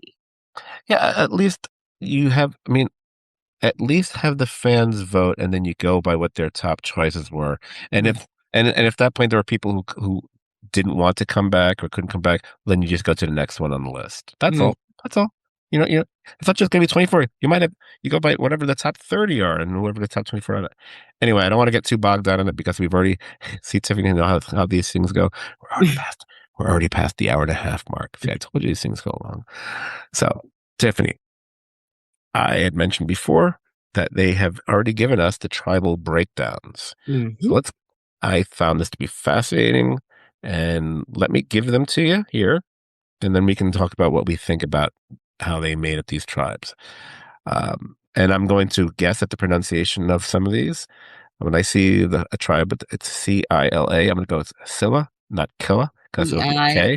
Eila. Yeah, Scylla. Scylla tribe, the orange tribe. Selah, Yeah, whatever. I don't give a fuck. No, no. See, now I got to say it because now I'm annoyed. So you've got Joe, Savannah, Christian, Siri, Ozzy, Emily, or Flippin, Rick Devens, because I can't just say Rick, and Jenna on that tribe. Okay. Hmm. And my So, phone just went off. Damn. Go on. I don't know. I'm sensing like an old school, new school type of kind of alliance thing. Like I can see Siri, though why she would align with Ozzy, I don't know. But like maybe Siri, Ozzy, Jenna. Well, no, Jenna. Yeah, I read somewhere where she wanted to kick off Siri. Um, who would align? Like if I'm Siri, Joe. I oh It's gonna be Joe. why? I don't like Joe. Well, Siri's not you. I know. If I'm Joe, Siri, I would want Joe's to align with other. Joe's big quality, other than being a physical player, he's all about loyalty. Yeah. So, Okay. So Siri fine. will get him in his. Joe will go in Siri's fucking back pocket. I think she'll Yeah. go with Joe. Um, I'm kind of leaning Ozzy maybe because of their fucking the history between them. Yeah. They know each other well enough. I think that would be it. I don't know if there's anyone else there that would. I I mean, I'd love to tell you that someone like Rick would be part of that, but I don't see Rick being part of that. I'd be a little worried for him. The people to worry about the most on there because well, Savannah's got to worry. if I'm Siri, I want to align with Christian because he's just as likable. So they can, you know. Yeah, I don't know. I kind of think I kind of foresee Christian and Rick kind of more likely clicking together. I don't know about that. Siri could play it both ways though. It's hard to say with her. because I mean, she's going to be queen of that tribe until unless they decide to get rid of her. And I'm telling you, they won't. I'm just telling you, they're not Mm. going to, no matter what, they're just not going to get rid of her, no matter what happens. The people who I'm kind of most curious about, if they don't get rid of Savannah right away, I'm kind of curious how she'll play there because I think she's in danger. Flipping, I don't know. She might work with Christian. I could see that combination happening. Um, Jenna, I have no idea. So I don't know how Jenna's gonna fit in there. So Jenna, I would not the two I would not be shocked. Like if that tribe went to final council 2 weeks in a row, I would not be surprised to see the newest and the oldest players be knocked out back to back weeks. I would not be surprised to see Savannah and Jenna both be back to back getting knocked out on that tribe. So why does Jenna have a crab up her ass about Siri? I don't know. Maybe because Siri's been brought back 8,000 times and she hasn't. I don't Mhm. know. I don't, I don't, I can't speak to what goes on in a person's mind. Let's Mhm. move to the next tribe, All the right. the Vatu tribe, which is the purple/pink tribe. You've got Colby, Genevieve, Rizzo, Angelina, Q, Stephanie, Kyle, and Aubrey. Yeah, Yeah. so this tribe is A hmm, hot mess. this tribe could be very messy. Mhm. I gotta tell you. Now I know you're rooting against him, you don't like him, whatever. But on this tribe, Col- Colby smells like a fresh daisy compared to the majority of the people on the tribe. Not all of them, but the majority. Because you know that Aubrey's gonna get dragged into all the Q silliness and whatever. And then you've got, who knows what to expect from Stephanie at this point, considering what she did on Traders, whatever. You have Genevieve. I mean, Colby also has to be one of their major physical people because the other two tribes have like the two Hulks on those tribes. So, Yeah. and Colby's an older good dude, but at least he's in shape. So we'll see. It's it's a we that tribe is the hot mess tribe, I think. Yeah. So if anything, it'll probably be one of the more entertaining tribes to watch sitting around camp. I see Colby and Stephanie maybe aligning because they're old school players. Here's what I could think could happen. I could see it being because I think you're going to see in all three tribes you're going to get a mix. I think it's Mhm. unavoidable, but I don't think I would be. I mean, there may be a player or two who say something about being, old versus new, but I think generally speaking, you're going to get a combination. And I'll tell you something. I don't disagree about Colby and Stephanie, but I think Colby and Stephanie might bring in but a new person is going to join with them, and I think it could be Genevieve. I think Well, Genevieve, because I think she has to. Because if mhm. she doesn't, she becomes a target herself. Mhm. And I think if she can form an alliance early, which is not something she was great at, that's one of her lacking skills, right? Quite frankly, that would help her game.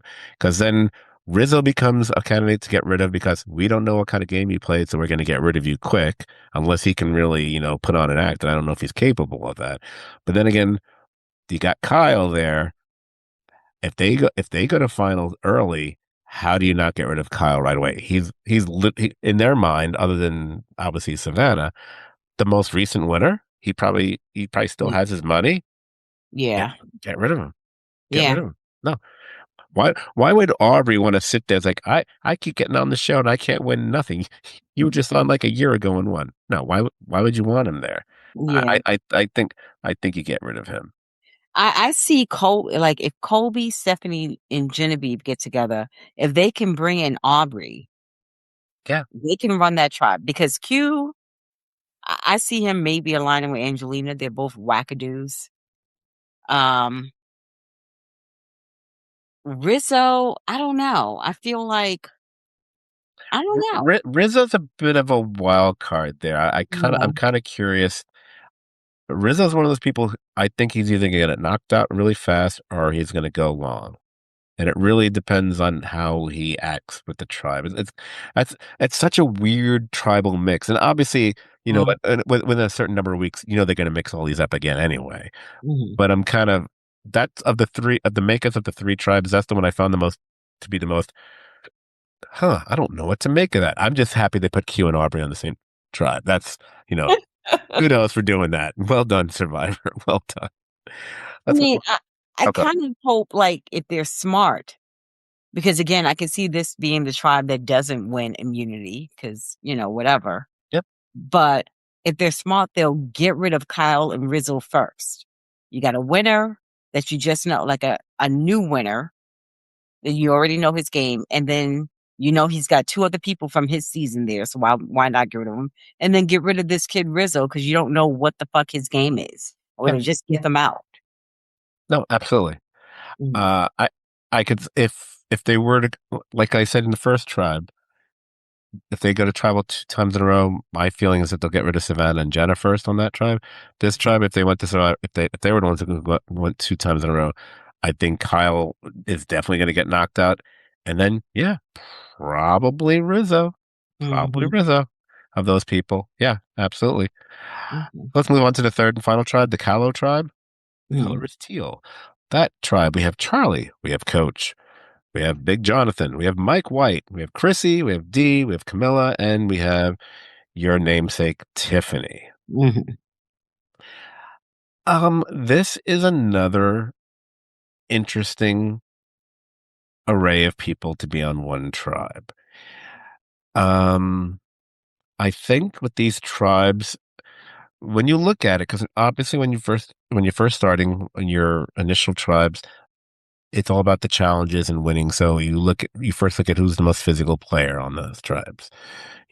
Obviously like Joe on the first one and Colby maybe on the second one, whatever. You got Jonathan here. It's gonna be hard for them to lose Yeah. with that guy on it. Because he's gonna, not to mention, D is really athletic. Coach, I watched Coach's videos. Good Lord, he still can bring it. Whatever. Yeah. Tiffany, I think, is fairly athletic as well. Yeah. I think they have enough players to make up for, you know, maybe Mike White might not not going to be the most physical player, Yeah. Camilla. or Camilla or something. I don't think Mhm. it's going to matter. They have Jonathan Young on that team. We as he infamously did back in season 42, he literally carried his entire team to victory. Mhm. So that puts them in a very good position as far as they may be the least likely to go to early tribals because of that. Because Mhm. otherwise, you're going after D and Mike White initially, I think, uh, Yeah. because D is a winner, and they also know her that she's a dangerous player because they know she's not just a winner, she's a good winner. Like they Yeah. know, like oh, she like there's no controversy about her winning, compared to some other winners over the years. Mike White, they might realize, it might not be about the money thing. I don't think anyone's going to be like, oh, you're rich, you don't need it. It might be like, oh no, we know how good you are. So unless he can create a really strong alliance, I don't know that he will be able to. The interesting thing with each of these tribes is you find that one player and you try to decide who's the orbit's gonna be around. Like on the Scylla tribe, it's Siri. Siri's people are in the orbit around. It's just the way it's gonna be. Mhm. Batu it's a little bit weirder, so it becomes like it might be the Colby Stephanie combo because they're the two older iconic players more so than anyone else on that tribe, and Genevieve doesn't really have that in her personality to be that kind of person. On the Kahlo tribe, I, even with Mike White there, I kind of think it's Coach. I think it's going to revolve more around. He'll be the one that people revolve around more than any other player there. I'm not saying that means he's the best player there. I don't think he is, but I think it's going to be like, who's with Coach? It's going to be, does he have an alliance of three people or four, whatever? The question mark with that tribe is, I'm having a hard time figuring out who's going to align with each other here. I don't know who Tiffany is going to click with. Tiffany and Camilla might click with each other. I could see that. I think But you need it. But without a third, I don't know who their third's going to be. I I mean, think D. They're close in age. They're kind of similar. They're athletic girls. They're cool. Tiffany's pretty laid back. I yeah, could I I can could, see. It could Like go that way, Tiffany D. but the problem with Camilla. but I'm right, and hoping Chrissy will go in with that. it could go that way. I don't know if we're gonna see the whole male female kind of usually women alliance thing happening with this season. It could though. It very well could. I know you kind of like that to whatever extent, as you mentioned before, being the girl's girl.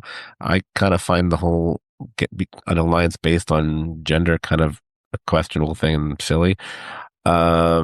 But I get it. Uh, yeah, I could see them forming with the. Plus, they're probably not going to go to tribal as often because I think they're going to be a stronger tribe Mhm, initially because you've got some of the better physical players there. And you've got smart people there too. So when it comes to puzzles, you've got Mike White there. You know he's mhm, a smart guy. yeah, Charlie's not an idiot either, and a bunch of and you got Camilla. Camilla is a really good puzzle person. Mhm. That see, I think of the tribes, that one is the most intriguing one to me because it doesn't have the obvious like, oh, Siri and Ozzy are on that one. Oh God. But this one is like, huh, I can see alliances going a bunch of different ways. Like, but if push came to shove, could I guess who Charlie is going to align with? No, I'm not sure. I, I don't know. I can see Charlie Chrissy, unless he's like, "I'm not doing that older woman thing. I got burned last time." I could see him doing it with Chrissy because Chrissy knows what it's like to be burned and Mhm. screwed over. So it's Yeah. like, hey, did you get screwed over in Final Tribal? Hey, me too.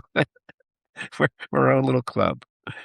I mean, there could be that, but remember, Chrissy didn't get screwed over by someone that, Not a he player, just right? But yeah. but I could see that. Okay, overall, I'll say this. I I can see maybe Coach and Jonathan linking up.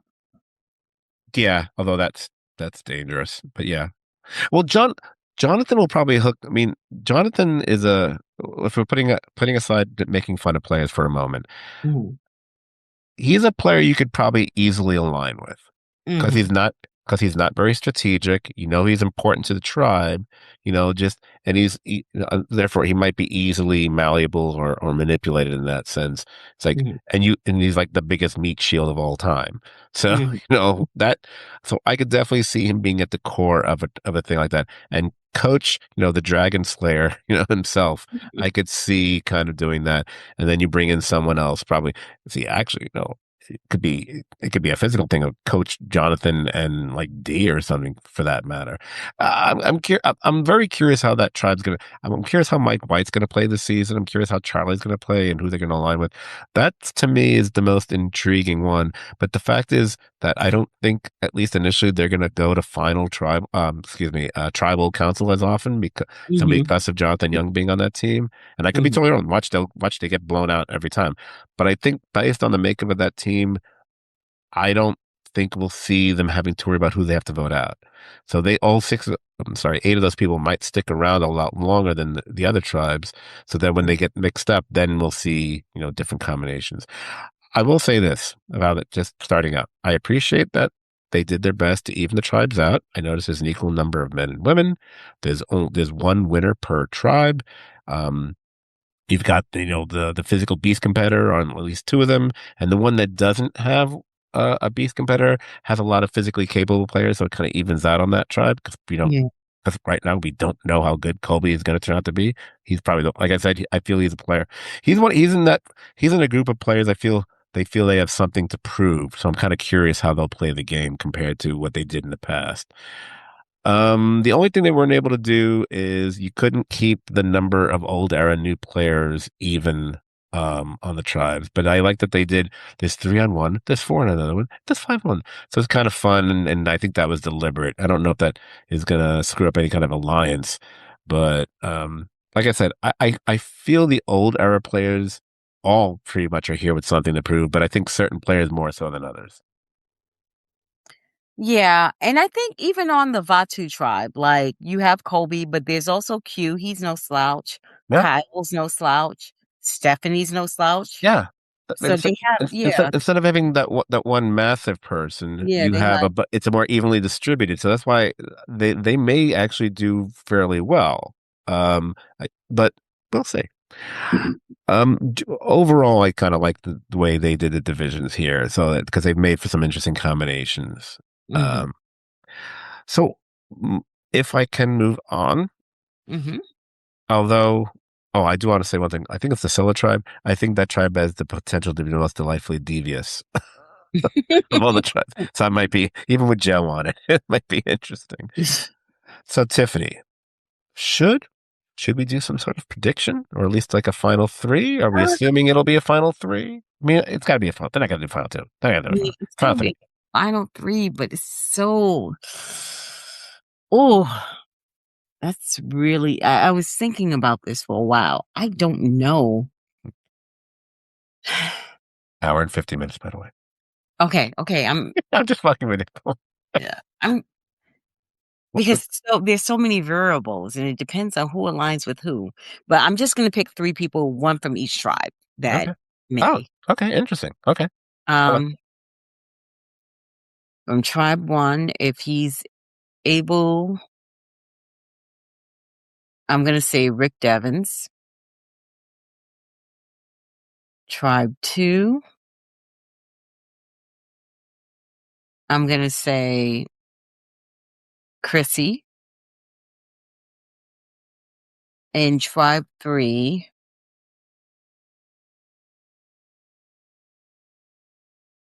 So much dead air. oh, sorry, I just wanted to say it because it's. I'm gonna give it to Genevieve. Oh, interesting. Okay. Mhm. All right. Um, I like that you came prepared. Anyways, Pass. now I had dreamed up a whole scenario, not necessarily what I wanted to happen, but what I was envisioning. This is back last summer. I came up with this whole thing with a final five that had three new era and two old era. Then the two old era got eliminated next, which left us with a final three of, they're all new era, which is clearly showing that I'm not picking my favorites because I'm more old era than new era, quite frankly. So back then, I think I had a final three of Charlie, Emily, and Camilla. My mind has shifted, but Mm, only a bit. I'm gonna say I'm going to take a shot and say Camilla has a new partner to plot with, and that's Charlie. And together they know how dangerous Mike White can be, and who knows just how invested he's going to be, like I said before. And I think they secretly work against him while acting like they're all allied together. And maybe they might gun for each other as we're nearing the end, but based on what happened with Charlie in the past, he might not. And I don't know if Camilla can pull it off herself. So it's about going to final, something he didn't fare well at before, and she knows that. But those two are in my final three. okay. But I'm knocking Emily out of my final three, or even my final five. I feel that she is going to get eliminated a few rounds before that. And instead, I'm going to fill that third slot with an old era player. And it's someone you just mentioned. And I know I am picking with heart over head here, but I don't care. My third person at the final tribal is going to be Rick Devens. So, yeah, I'm going with my final three being Rick, Charlie, and Camilla. I bet none of those three actually do make the final three. And again, though only one of those is actually one of my personal favorite players. I mean, I do like Charlie and I do like Camilla, but they wouldn't be who I want to be in the final three. Mhm. But if they are in the final three, I'm going to be crowing my ass off about it. All right. As we are rolling towards wrapping this up, what else should we know or should we say? I should say this. The Survivor 50 premiere will be on Wednesday, February 25th. And get this insanity. It is going to be, oh boy, it is going to be 3 hours long. Now, this ain't like a finale where that last 45 minutes and change is a reunion show. It's 3 hours of content of them on the island. I've been thinking about this. Now, never mind the fact that's a nice welcome to podcasting about Survivor. Boom, 3 hour premiere. Good luck with that, dumbasses. Dumbasses being us. Um, I suspect it is going to be 3 hours, but maybe a significant amount of that time throughout the course of 3 hours is going to be giving us little bits and pieces about each of the 24 players. I bet we're going to get clips about those players throughout the course of the 3 hours, just to remind us who a lot of these people were. I know they're rerunning these episodes over the course of last week, but I don't know if they're going to be able to cover all those players, and I don't think that's the same. I think they're going to want to do it in the context of the show. So that's why it's going to be a 3 hour long thing. I feel like a good 20 to 30 minutes of that, or maybe more, is going to be on pre-recorded content from previous seasons. And I think that's what I'm hoping, because it'll make it much easier for us to do the podcast the next night. Yeah, I think you're right. When do the rerun episodes start next week, right? I think they started already. No. I think they started this week. No. I don't remember, Tiffany. No, it's next week. I don't know. Okay, I'll Google it. I don't. Oh, I didn't list that as part of the things I gave a flying fuck about. So I don't. okay. Well, Um. Now I do know they're keeping most of the voting results that the fans did hush hush. I think things will be revealed to the audience at the same time the players are being told. Like whether they've eliminated the fire making challenge, or whether they've cut down or eliminated certain idols, advantages, and so on.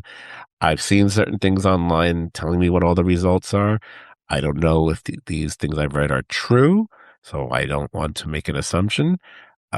I do get the impression the fire making challenge is going to get eliminated. There seems to be a very big sentiment against it. I agree with that sentiment, so I'm happy to see it go. The one thing they have told us is that they will be doing a live finale for the first time in many years. Something Mr. Budget Conscious claims. He claims the finale cost them millions of dollars, opposed to the $1,000 they spend on the immediate reunion show, which I guess is spent mostly on cheap champagne and crappy pizza. But as far as this podcast is concerned, our plan that week and moving forward is Tiffany and I are going to try to record within 24 hours of the episode. In other words, Thursday evenings. Now, in a perfect world, I would tell you I'm going to get them uploaded by or before midnight. That's probably not going to happen. Not not simply because there are often technical difficulties that take the post-production longer. Also, just based on what happened tonight, we're probably going to be recording a little longer than we ever anticipate, which means I don't see the point of releasing a podcast at like after midnight or 1 in the morning. I'll just do it the following Friday morning. So I would say more likely than not, most of the time we're going to be meeting and recording on Thursday nights, and with the idea that I will be releasing them to the general public on Friday mornings, if that makes any sense. Also, let me not forget this, as I almost have always forgotten for the last 12 seasons of this stupid podcast. We actually encourage both feedback for the podcast as well as, the listeners' thoughts on the series, in this case, Survivor, both for this preview as well as every episode that airs from February 25th on. But sure, you could comment on Facebook, but we actually have an email address. I would actually like it to get used. So please send your comments, your opinions, your questions, and whatnot to stvdpodcast@gmail.com. If we actually receive any, and I don't know if we will, beyond it being like a Festivus miracle, we will read them on the podcast and respond if it's called for. Again, that email address is simply stvdpodcast@gmail.com. We actually did get emails in that inbox today, but they are not comments on the show or wishing us luck, whatever. That was, as I mentioned earlier, a friend and often frequent co-host on this podcast, Brian, him sending me all the different links to the different versions of the opening theme. So, so I emailed him, I was like, I love that you used the podcast email. So at least there's something in it. It was funny because he sent other versions, one that had like, thunder pouring rain at the end, and one had a crackling fire of a campfire at the end. None of them sounded quite right. I just went with the original one that he'd come up with, which I thought was, spot on. Sounded perfect for the podcast. Oh, and by the way, if you move to email us, feel free to rate and review us on whatever streaming platform you found us on, if they have such a thing. If you're using Apple Podcasts, you can do it there. If you go on Podbean, don't do it on Podbean. You can't do it there. I don't really care. We don't make a dime off these silliness. I don't need podcast validation. I'm doing this for the fun of it and for the love of it. So How are we feeling, Tiffany? Are you looking forward to doing this every week for, I guess, 13 weeks? 13 weeks. I am. I'm really, really curious as to how this is going to shake out with the tribals, the way that they're mixed up. I'm really curious. My three picks were what? Devon's. Who are my final three? Devon's, Chrissy, and Genevieve. I actually like your final three better than my final three. I actually would be rooting more for your final three than my final three. I'll be honest, I would. Well, So well done. honestly, now I'm kinda like, I don't know about Chrissy. Like, I would prefer Charlie. Oh my God, we're at the 2 hour mark. What's wrong with you? Okay, alright, sorry. I would prefer Charlie. I feel like everyone knows how good he is. He's gonna get knocked out eventually. Anyway, alright, let's see what happens. It's fine. Or I'm actually kind of excuse me, I had a little something in my nose there. I'm actually kind of excited about this as well, and I'm also excited it spares me one phone call every week. Uh, oh no, no, now you're going to be calling me about the podcast instead of the show. Oh wait, we're actually going to still have traders to talk about, and oh yeah, this the week that Survivor 50 starts, Australian Survivor's new Oh, season stop. starts too. So our calls will be never be ending. Anyway, so Tiffany, thank you for joining me once again. My pleasure. And to the listeners, thank you for checking us out. And to both you all out there, and especially to my co host in the toddling town of Chicago over there, I said we're going to record on Thursdays. So I guess the most appropriate thing to say at the end of this podcast is see you next Thursday. Bye, Scott.